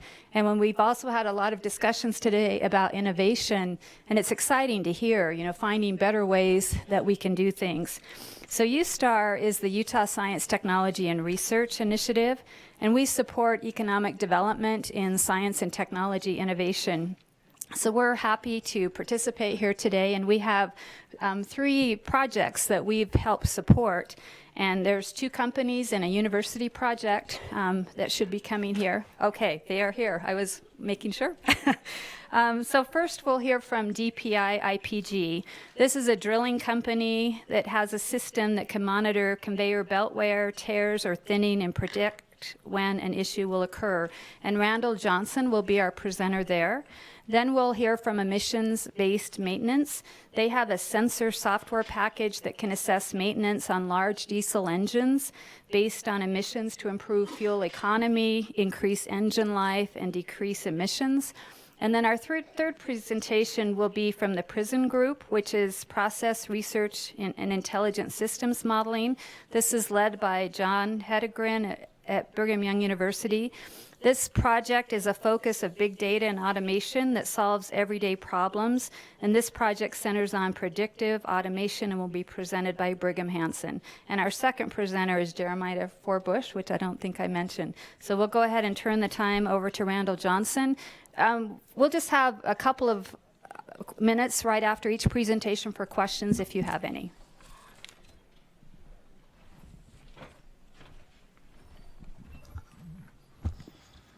Thanks, Linda. As Linda mentioned, I'm Randall Johnson. I'm with Drilling Products, Inc., which you may be wondering, why am I talking about conveyor belts? But in 2016, we diversified. We were a drilling company mainly in the mining field, but we downsize oil and gas technology, do directional drilling mainly in coal mines, which have been struggling as of late. So we diversified took our technology into different areas and created what we call the Industrial Products Group. And with the help of USTAR, we've started to develop this beltware technology. So at a lot of mine sites, they have critical conveyance systems. A lot of these are hauling the ore from production, and there's a lot of main lines. You saw on some of the videos earlier some underground coal mines with longwall panels, and they have a single mainline belt that if it goes down, you have millions upon millions of dollars of equipment that have to go idle while they get that belt up and running.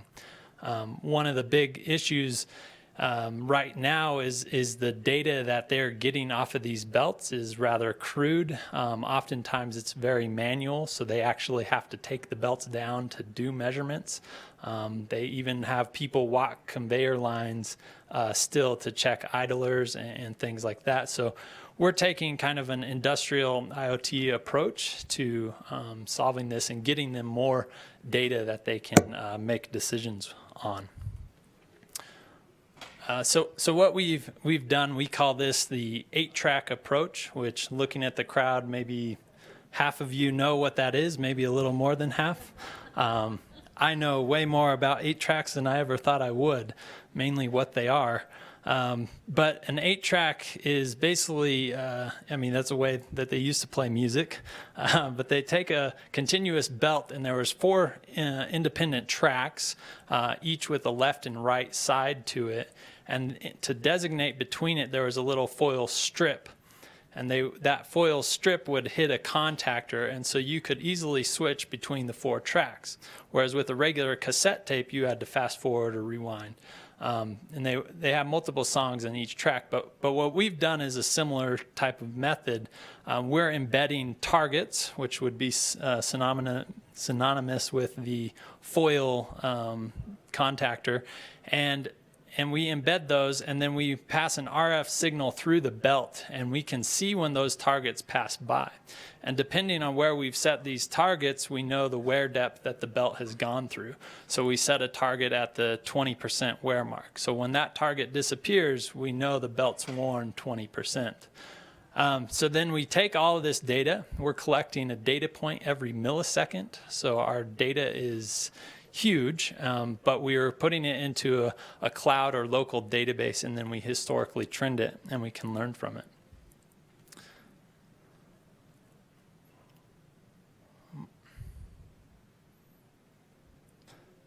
Well,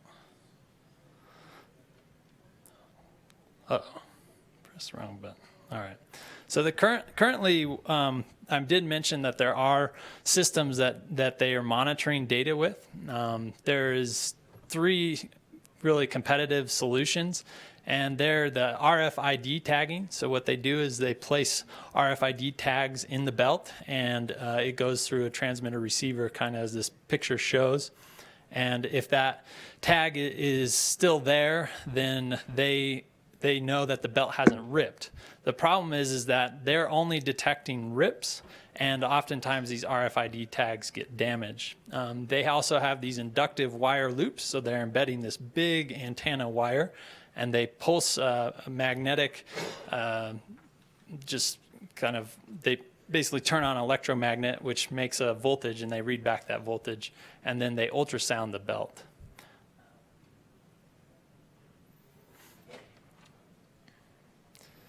So how we are different, one, we're doing wear monitoring, and we can detect rips, and we don't require any modification to the belt. So some of these belts can run upwards of 22 miles per hour, and we don't require them to slow the belt down or change anything about the belt.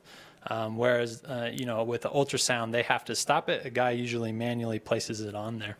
Another big issue they have is with the inductive loop and the RFID tags is that when the rock hits the belt or the belt is curved around on the conveyor, those get damaged, and if they're damaged, even if the belt is not damaged, they show a false positive, and so they'll stop the system even though there's no reason to stop.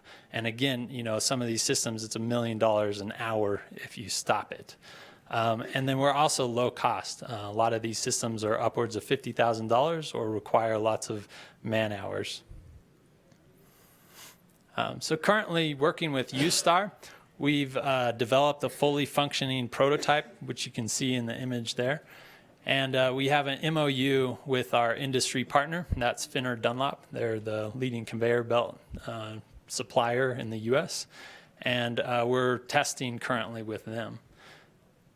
So what we're kind of asking from this crowd, I know many of you are more in the drilling realm, but if you are in the mining realm at all and you work with conveyors or you have questions of how this wear monitoring could be implied into your field, then come talk to me afterwards. So, are there any questions? I think I can take two.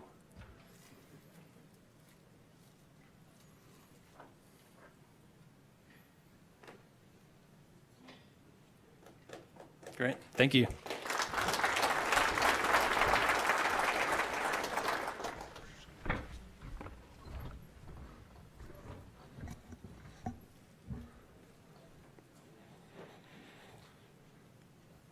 All right, well, she's pulling that up. I'm Jeremiah Forbush, and my father's here with us. We started a business about 2 years ago together, and it's called emissions-based maintenance. And there we go. So this is our contact information, and my background is finance and accounting and technology. So I spent the last 15 years in that world, and I've been working on my dad He's created this really cool process that I'll go over. I've been trying to convince him, hey, there's a real business here that we can save companies a lot of money and headache. And so he spent 35 years as a diesel mechanic, and from there developed a process to improve the efficiency of large diesel engines. So as we look at the evolution of work, we started out with our hands. How much work could we get done with just using our hands? From there, we evolved to using tools, and now we use more mechanical advantageous tools like engines. As we look at it, how much work can we get out of 1 gallon of diesel fuel? So that's our goal, is to improve that efficiency of these large diesel engines. We work with all sorts of diesel engines, focus on the largest of the large engines out there.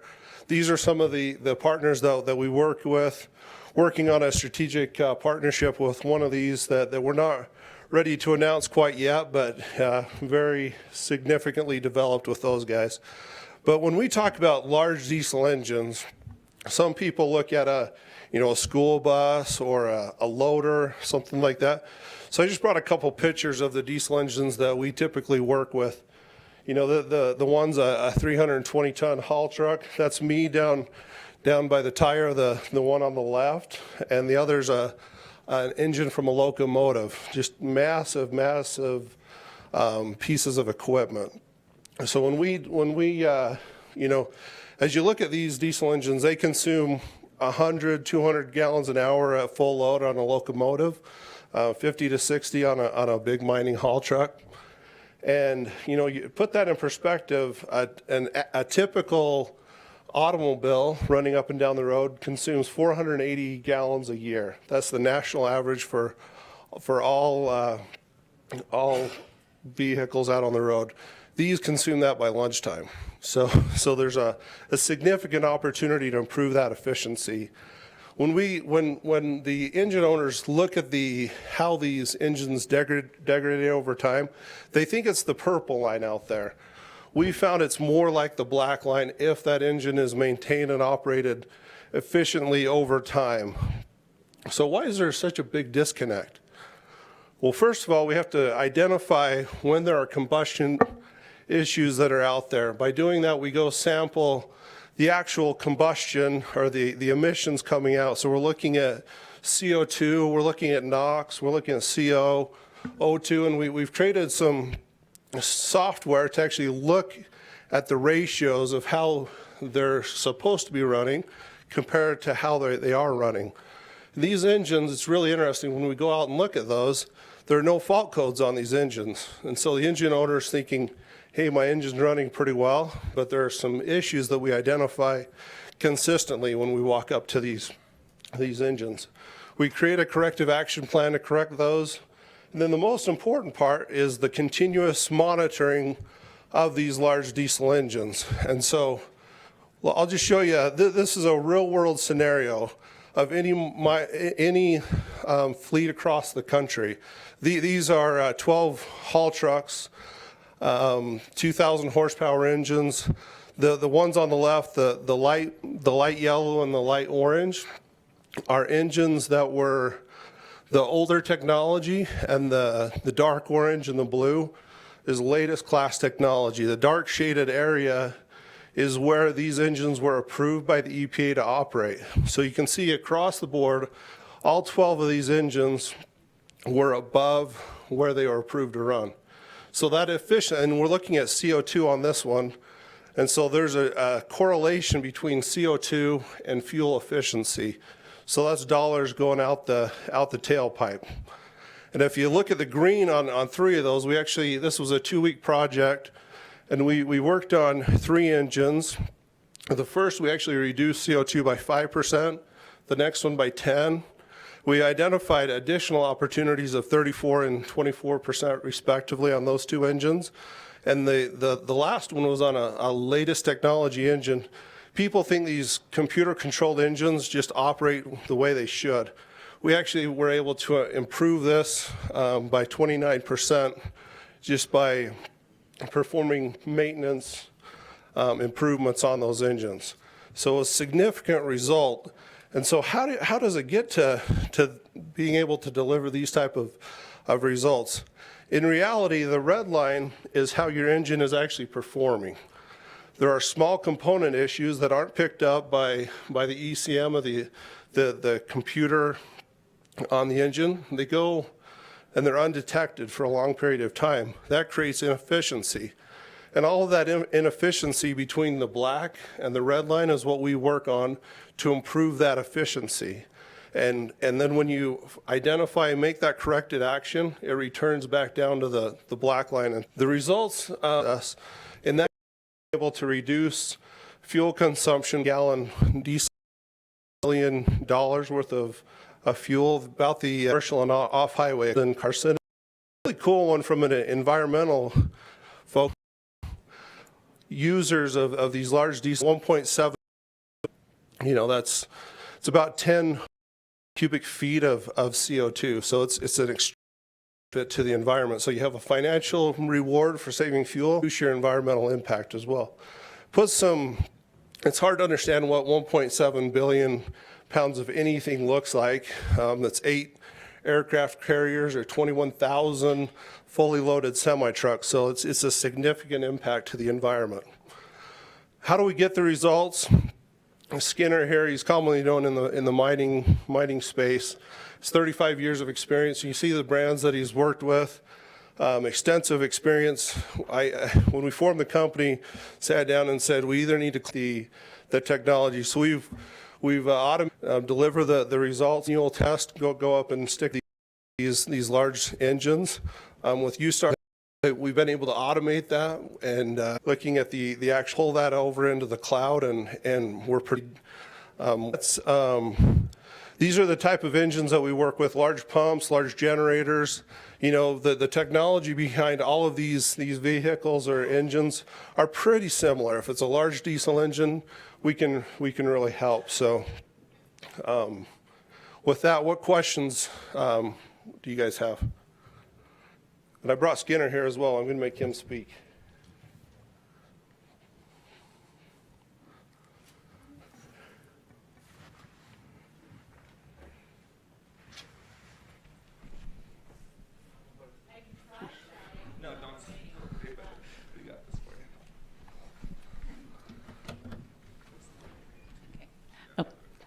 Hold it right up. Hi, Debbie Sigmund with Breathe Utah. Mostly we're out in the Wasatch Front. We're used to thinking in terms of tier ratings of diesel engines. Are you able to equate the improvements to changing one of those levels, perhaps? A lot of the engine tiers are based on what after treatment filtering technology comes behind the actual combustion. So we come up ahead of that and actually look at the true combustion, and the process works across all tiers of engines. And some of those vehicles are 4 that were under a year old that were above the approved level, if you will. Are you able to predict an equivalent improvement from one tier bin to the next? Okay, come over here and talk. Yeah, so from tier 0 to tier 1, there was a change. From tier 1 to tier 2, it's all in chamber. And these large engines, there is no Tier 3. They went directly from Tier 2 to Tier 4. We've tested a bunch of Tier 4s, and they are a little better than pre-Tier 4, but not dramatically better. If you look at the 750 and above horsepower requirements for Tier 4, they're about 3 times higher than anything below 750 horse. So 750 horsepower, or 749, they run very clean. Above that, the restrictions in the law were very lenient. When you look at railroad, it's even more lenient than that. So there is a change from tier to tier, but it's only affects the lower horsepower engines. And a lot of that newer technology is just masking what it's doing, so it's reducing your NOx levels, but your CO2 is still going through just fine, right?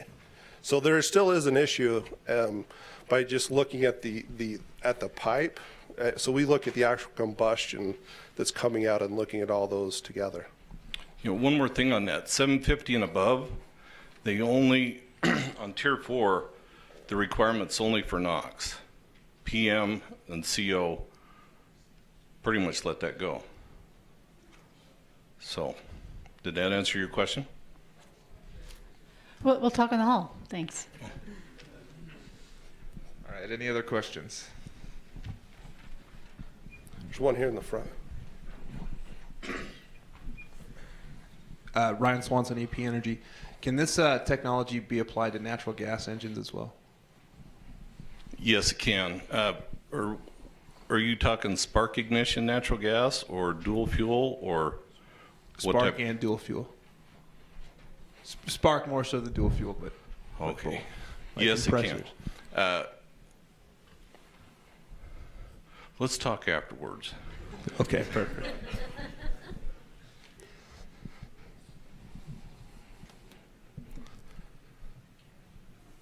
Anyone else? All right, thank you. We appreciate your time.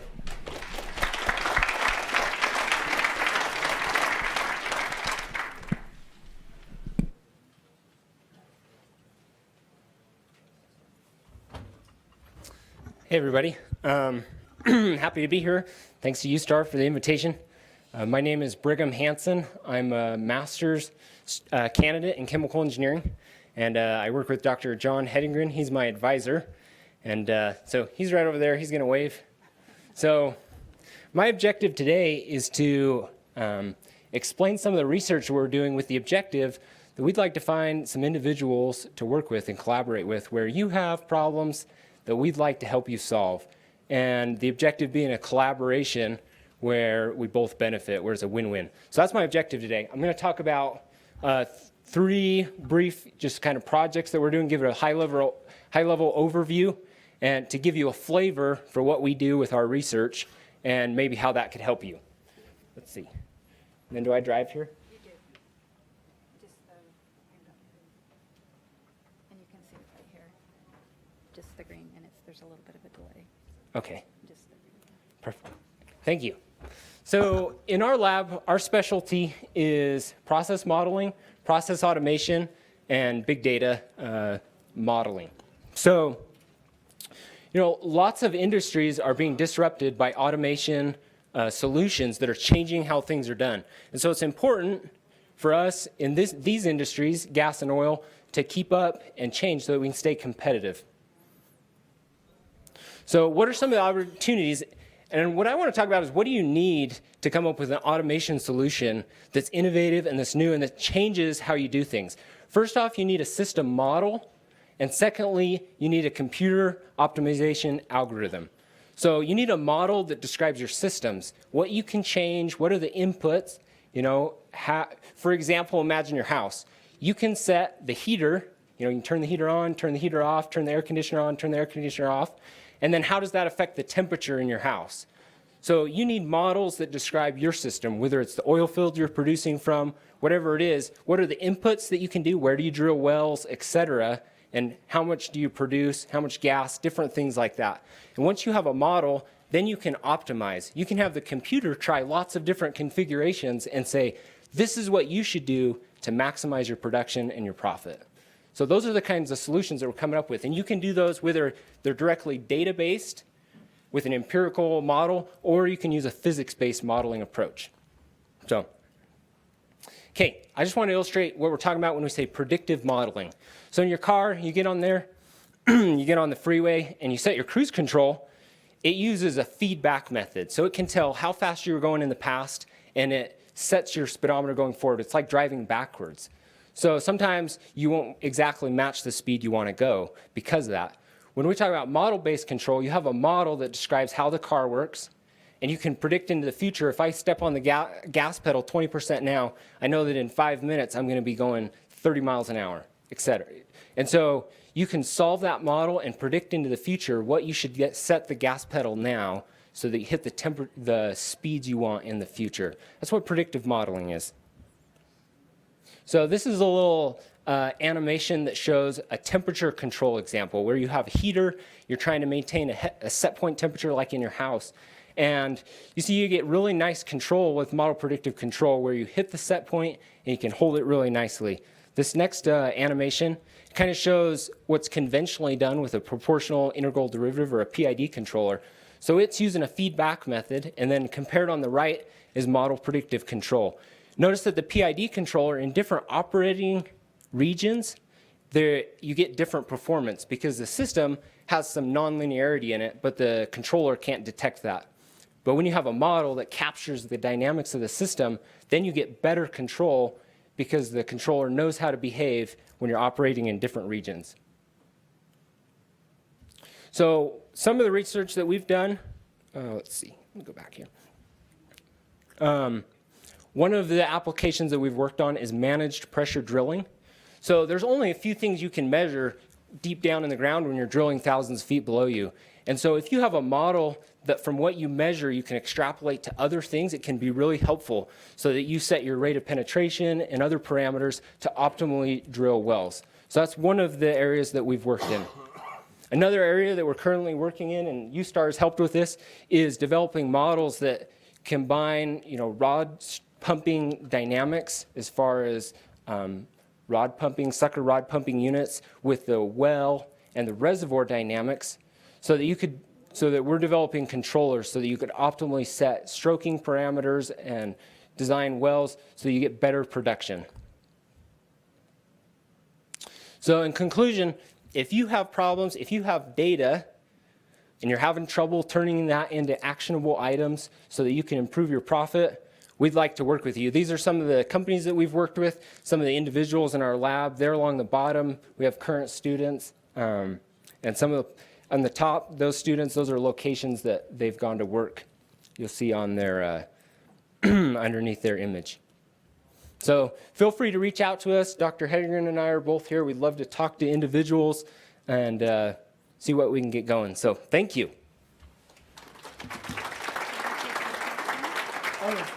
Any questions?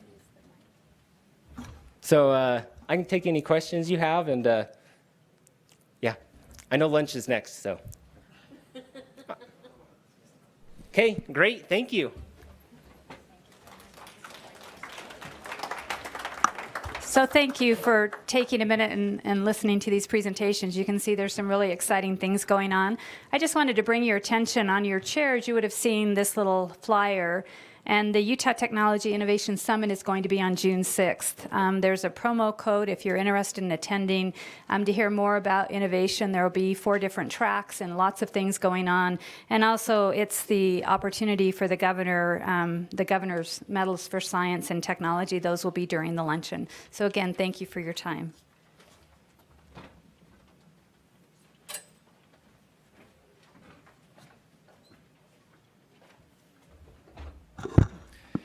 Historically, this conference has been called the Black Wax, then it went to the Waxy Crude. And I urged a change this year to the Uinta Basin Hydrocarbon Conference because I thought we ought to rather just not focus on the oil side of things, but we wanted to look at the gas side of things. So I've been out to the Anadarko Chipeta gas plant several times, worked with Anadarko, and it's an amazing facility, and I thought we ought to look at the gas side of things out there in Uinta County. So we have Dave Gibbons with Anadarko, and he's going to present on the Chipeta gas plant. So Thanks.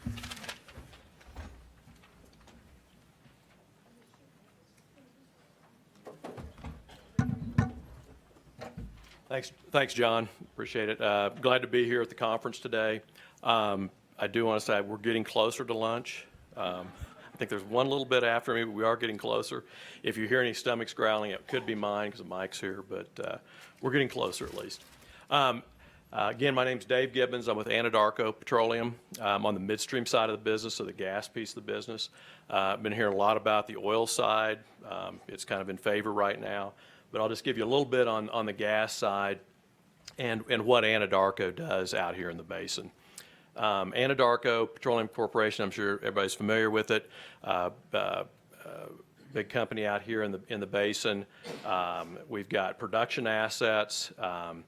We're a $32 billion company, so a large cap company there. On the midstream side, and most people probably aren't as aware of what we do on the midstream side, which is the gas into the business. We drill and produce the gas, but we also have the midstream services where we're gathering and compressing gas in the basin. Anadarko employs about 170 people out here in the basin. About half of those are on the production side, and about half are on the midstream side. From 2010 to 2015, we've paid out more than $1.5 billion in taxes, salaries, and royalties. So a big player out here, obviously, and then invested more than $2.6 billion in both the midstream and the E&P side of the business since 2010. And then provide significant employment to others in the area, vendors, contractors, et cetera, and a big community supporter out here. And you've seen this map. I can't remember. I don't remember if it was Tom or somebody had a map of this.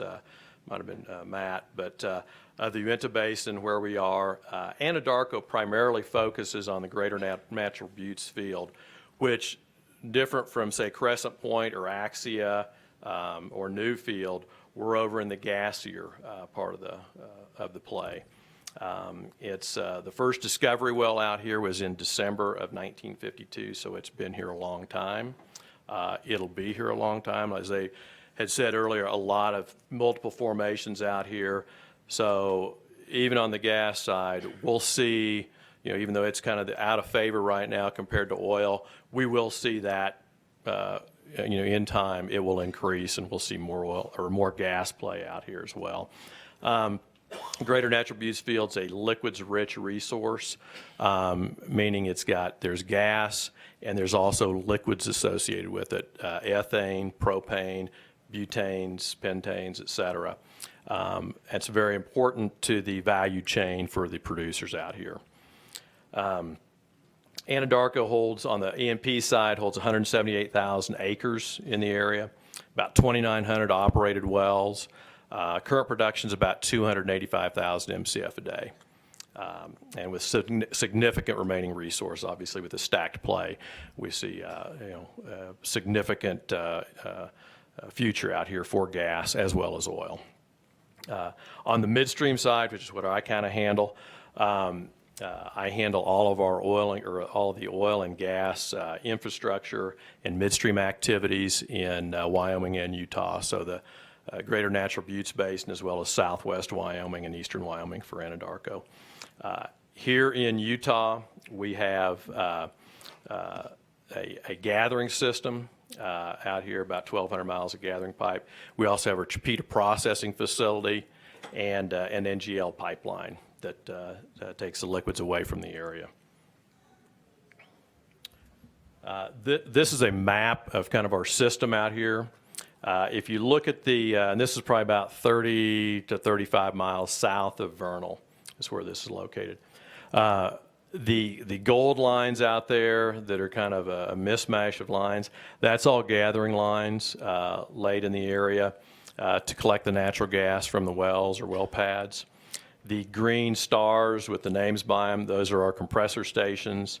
And then the other lines, the dotted lines out there, are all various either NGL lines or natural gas lines that either feed our facility or take the natural gas away from the Chipeta processing facility.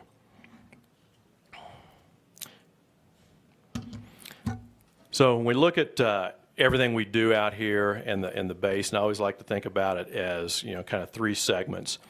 You've got the upstream piece of the business, which is, what Axia, Newfield, Anadarko, E&P, Crescent Point all do out here. That's the exploring and developing the resources, whether they're oil or gas. There's a lot of land people involved in acquiring the acreage or leaseholds. You got regulatory people working it, the health, safety, and environmental aspects, trying to do things safely, and environmental stewards of the land. Geology, you got to know the geology, the reservoir engineering, how we're going to produce the oil or gas. Drilling and completions, you got to drill it, you got to complete it. And then the ongoing operations. And so the upstream side of the business is really taking finding and developing those resources and getting them to the surface. Once it's at the surface, it turns over, the hand is kind of turned over to the midstream group. And the midstream group, basically on the upstream side, when the oil gets to the surface, or the gas, I should say, gets to the surface in this case, it's really not marketable. It's natural gas. It's got a lot of liquids in it. It's got contaminants in it. And the midstream part of the business gathers the gas at the wellhead or the pads, compresses the gas, treats the gas, and processes it at the processing facility to turn that raw product into a marketable product. And so that into the business, again, you've got land people with acquiring the right-of-way for the pipelines, compressor sites. You've got regulatory people working all the permitting processes, health, safety, environmental again, engineering, construction, and then the ongoing operations that go from the time that well is online until it is P&A'd. So a lot of activity in the basin with the gathering and processing on an ongoing basis. Once you get into the gathering and processing facilities and it gets to the tailgate of the plant, that's when it's turned over to what we call the downstream side of the business, and that's kind of the marketing of it. So the product is marketable. It's got all the contaminants out, and you've got a clean residue gas stream that then goes into pipelines, say Dominion Energy, Questar Pipeline, CIG, Colorado Interstate Pipeline, and then on the liquid side, it gets down into the Maple Pipeline, Mid-America Pipeline, and ends up down in the Houston Ship Channel.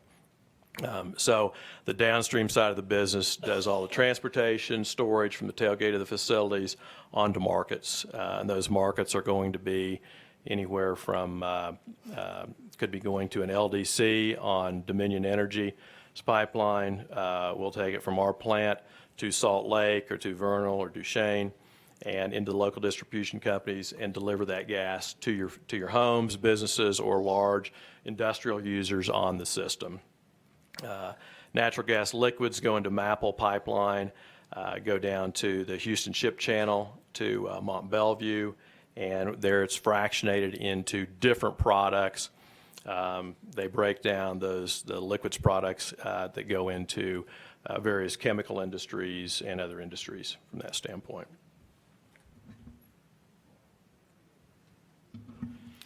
So Anadarko here in the basin, like I said, we've got our Anadarko Uinta Midstream gathering system. It's 100% owned by Anadarko Petroleum Corporation. We've got over 1,250 miles of pipe, anywhere from 4-inch to 20-inch. It's high pressure, low pressure pipeline. As you saw on the map earlier, there's 25 compressor stations with over 170,000 of horsepower, and they're both electric and natural gas fired compressors. The current throughput, like I said, on the gathering system, about 285,000 MCF a day. I think at the peak, we hit about 600,000 MCF a day, and that was in, I think, 2013, 2014. So as gas prices dropped and liquids prices dropped, drilling slowed down out here on the gas side, obviously picked up on the oil side, and so that's, but the facilities and the infrastructure, as we were talking about earlier, The infrastructure is out there so that when the gas, comes in favor again and gas prices or liquid prices come up, we've got the infrastructure out there to gather and process. The Chipeta processing plant is at the end of the gathering system of our gathering system. Chipeta processing plant takes all that gas in, as well as some gas from off of Dominion Energy pipeline. It is 75% owned by Western Gas Partners, which is a subsidiary or affiliate of Anadarko, and it's 25% owned by Ute Midstream. So the tribe has a 25% ownership in it. Been a great relationship, and we've been doing that for, gosh, probably 10 years now. So it's been a great relationship with the tribe on that. The processing capacity at the facility is about 970,000 MCF a day in both cryogenic and refrigeration processing. 600 of that is in cryogenic processing. Current throughput's about 400,000 a day. We were at 720 back 3 or 4 years ago. Obviously, as the gas drilling has gone down, our throughput has gone down. And all of that is going through the cryogenic processing plants right now. The residue outlets for this, so after the gas is, the liquids have been taken out of the gas, Wyoming Interstate WIC, we put gas into WIC, Colorado Interstate Gas, and Dominion Energy, and then that goes on into the residue markets through the LDCs or large industrial users. And then the NGL pipeline, Anadarko owns, or Western Gas Process Partners, 100% owned, GNB NGL pipeline. So we take the liquids from the tailgate of the facility. It's a FERC-regulated line. Got about 70,000 barrels of capacity, 33 miles of line that goes from the Chipeta plant to Maple pipeline. It's east of our facility. And that's where it goes down to Mont Belvieu, Texas, for further fractionation. Throughput right now is about 14,000 barrels a day. You could probably double that if we were in ethane recovery mode right now, but ethane prices are not high enough to dictate that we recover ethane at this point. And the supply on that pipeline comes from Chipeta, our Chipeta plant, as well as Endeavor's Stagecoach and Iron Horse facilities, which are just down the road from our facility.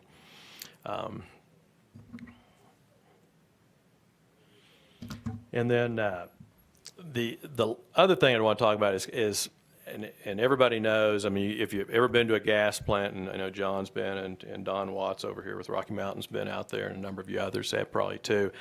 It's a facility that you really can't see anything. It's got a lot of pipes and towers, and what really happens there, and why is it out there, and why do we have it? Well, when we drill gas wells, or when Axie or Newfield or Crescent Point drills wells out here, even though they're 90% oil, they've got 10% in gas, and they got to do something with that gas, and there's value in it. And so part of the value is processing that gas, taking the liquids, the heavier liquids out of it, which is going to be the ethane, propane, butanes, and natural gasolines, out of the stream of gas in a liquid form so that it can be sold at a higher value. In looking at several years ago, ethane was a huge value. It was selling for 90 cents a gallon. Today it's 27 cents a gallon. Transport down to the Gulf Coast, down to Mont Belvieu, is going to be about 17, 18 cents per gallon. So where you would sell those MMBTUs of ethane at, say, $11, okay, if you can take it out and make a liquid form, versus you were selling gas at the time for $4. So it made sense to invest in a plant that would take those liquids out, create that value, so it's adding to the value chain to the producer. And today, right now, liquids are probably, the ethane right now is probably $1.50 to $1.60 a gallon. Gas is a little over $2 right now. So it's getting closer, but right now it still makes sense to leave the ethane in the gas stream. The other reason for treating or for processing and moving it through a facility like Chipeta is for treating and dehydration. when it comes out of the ground, like I said, it's not marketable. It's got H2S, maybe CO2, mercury, it's got water, a lot of things in it that pipelines won't take. So you can put it in our gathering system, compress it to the processing facility, and there they will treat it to take the H2S out, the CO2 out, and dehydrate it to take the water out. So you're basically treating that gas to get it marketable so it'll go into and meet downstream pipeline specs, whether it's the natural gas liquids pipelines or the residue gas pipelines. And so at that facility, that's what Anadarko does and others do out here as well. And you have to do gas processing. It's not like oil where you can put it in a train and ship it halfway across the country if you wanted to. You kind of have to do your processing in a pretty close proximity to where the gas is. So any place that there's oil or there's gas production, you're probably going to see a gas plant somewhere fairly close by doing this very same thing. The two different kinds of plants, and there's more than two, but the ones that are primarily used today are refrigeration plants and cryogenic plants. Refrigeration plants were put in place years ago. Basically, it's like, I'll say like an air conditioner. It's just cooling the gas. So to get the liquids out, there's two things that happen, and I'm not a technical person, so I won't go into it. But it's basically pressure and temperature knock the liquids out of natural gas. And the temperature, and say on a refrigeration plant, you might get it down to 30 degrees below zero. Each of these components at a certain temperature will drop out when it gets cold enough. So the natural gasolines, pentanes, butanes start dropping out at a little bit higher temperature. Propane, right around, 30, 40 degrees, it's going to start dropping out. Ethane temperature. So back when they were putting refrigeration plants in, there was no value in the ethane, so there's no reason to try and get that out of the gas stream. And so you might get, a bigger cut, you get a good cut of propane and most of the butanes and natural gasolines with a refrigeration plant. When, just through technology and markets, people found that there was a reason to get the ethane out of the gas. Ethane is used in the plastics industry. So everything you see in here that's plastics comes from ethane, or I should say most of it comes from ethane. So when that industry started kicking off, people looked at it and said, hey, how do we extract more value out of this gas? Well, let's put in a cryogenic plant. Cryogenic plants take it down to about 120 degrees below zero, and the ethanes fall out. So with that, you've created more value for the producer, and that's where I said, years ago when that was probably back in 2010, 2011, we were pulling and about half the liquids in the gas stream were ethane. So the producers wanted that ethane. So when they extracted it out, they were getting $11 per MMBTU for the ethane versus selling it as a gas stream for $4. So a huge upside for them. So that's why everybody was putting in the cryogenic plants. It also extracts a little bit more of the propane out, and propane's, you still want to get as much propane as you can out of the product. So if that's kind of what a plant does. So in all those towers and pipes and everything you see at a natural gas plant, it's cooling stuff down, it's pressure drops, it's knocking those liquids out of the gas, it's treating the gas to make it marketable, and that's that keeps the production flowing. So if the producers out here can't flow their natural gas, they shut their wells in. So our operations out there run 24/7. It's monitored by a control room.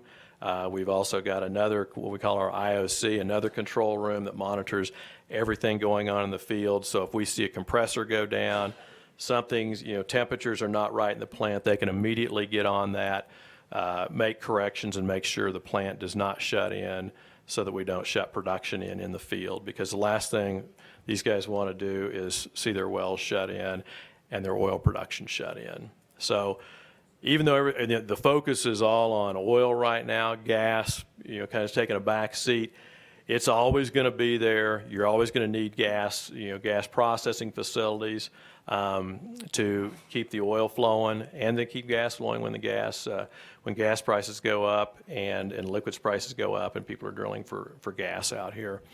So with that, I try to get over pretty quick, through this pretty quickly so you guys can all get to lunch, because I know we're all probably hungry. But if you've got any questions, I'd be glad to answer them if I can. I have one question. Okay. Dr. Laura Nelson, when she mentioned the Jordan Cove project that was going to bring the extension of the Ruby pipeline in Oregon down to Coos Bay, and then from there on into the directly over to the Orient, and hopefully that would create would be selling gas at the Orient price instead of our domestic price, which would be considerably more. Does Anadarko and your Chipeta have access to the Ruby line, and then would that benefit you? Yeah, you can from the Chipeta plant. We can get through WIC. We can get up to the Ruby line for our WIC Wyoming Interstate Pipeline Company. So there's 3 connections to the tailgate of the Chipeta plant. There's WIC, CIG, and the Dominion Questar. So yeah, you can get there via that pipeline. Okay, thank you. Mm-hmm.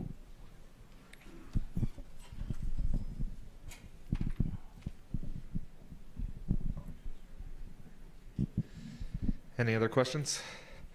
All right, that's it. Let's give him a round of applause. Thanks.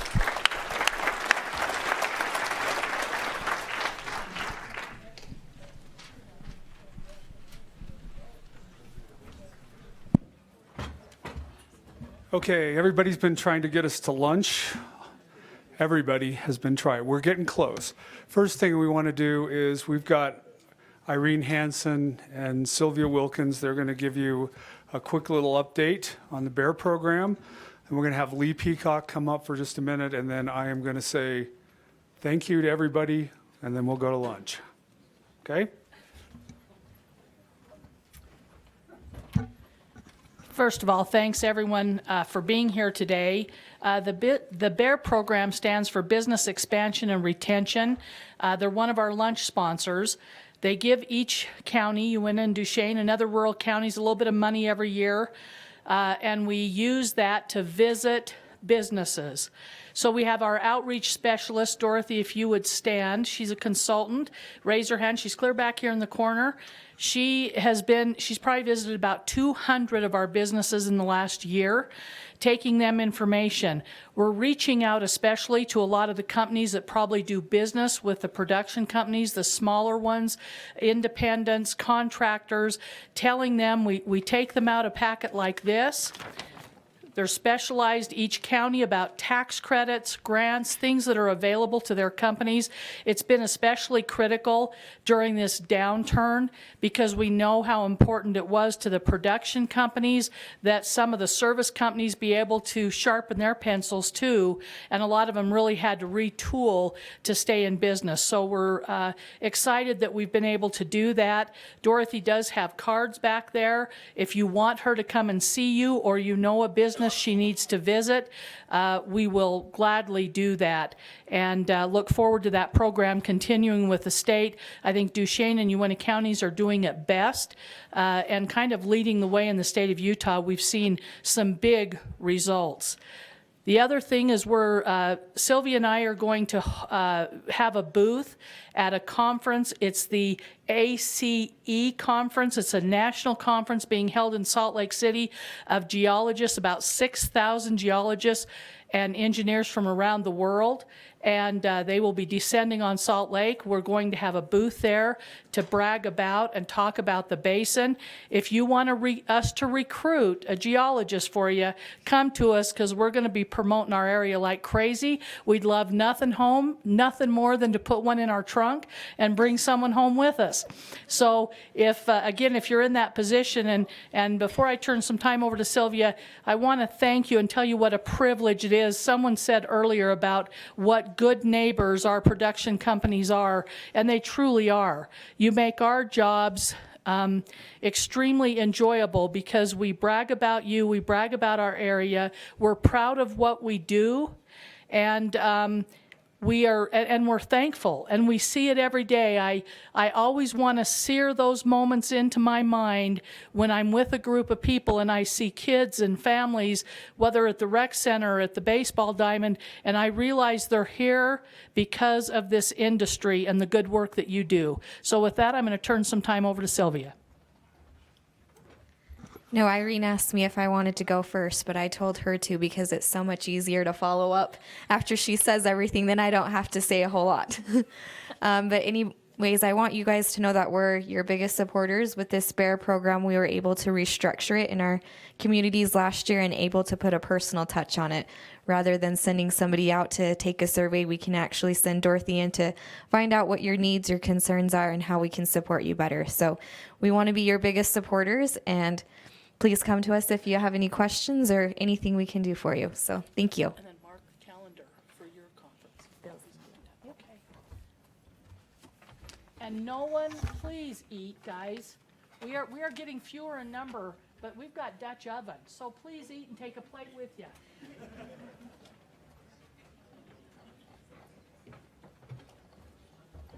Thank you for just a second.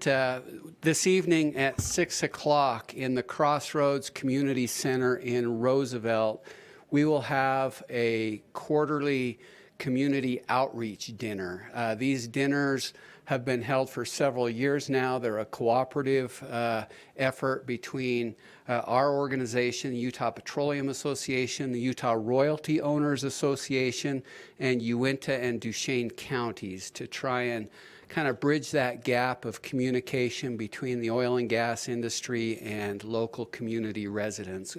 We'd love to have you attend.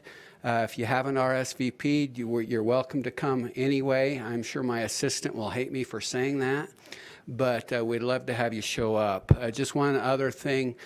Prior to that meeting at 4:30, also in the Crossroads Center in Roosevelt, we will have what we call our industry roundtable discussion for the operators in the area. We get together, talk about local operator issues and how we can all work together to improve what we're doing out here. So I'd love to have you come to dinner tonight, and thanks for being here today. It's been a great conference.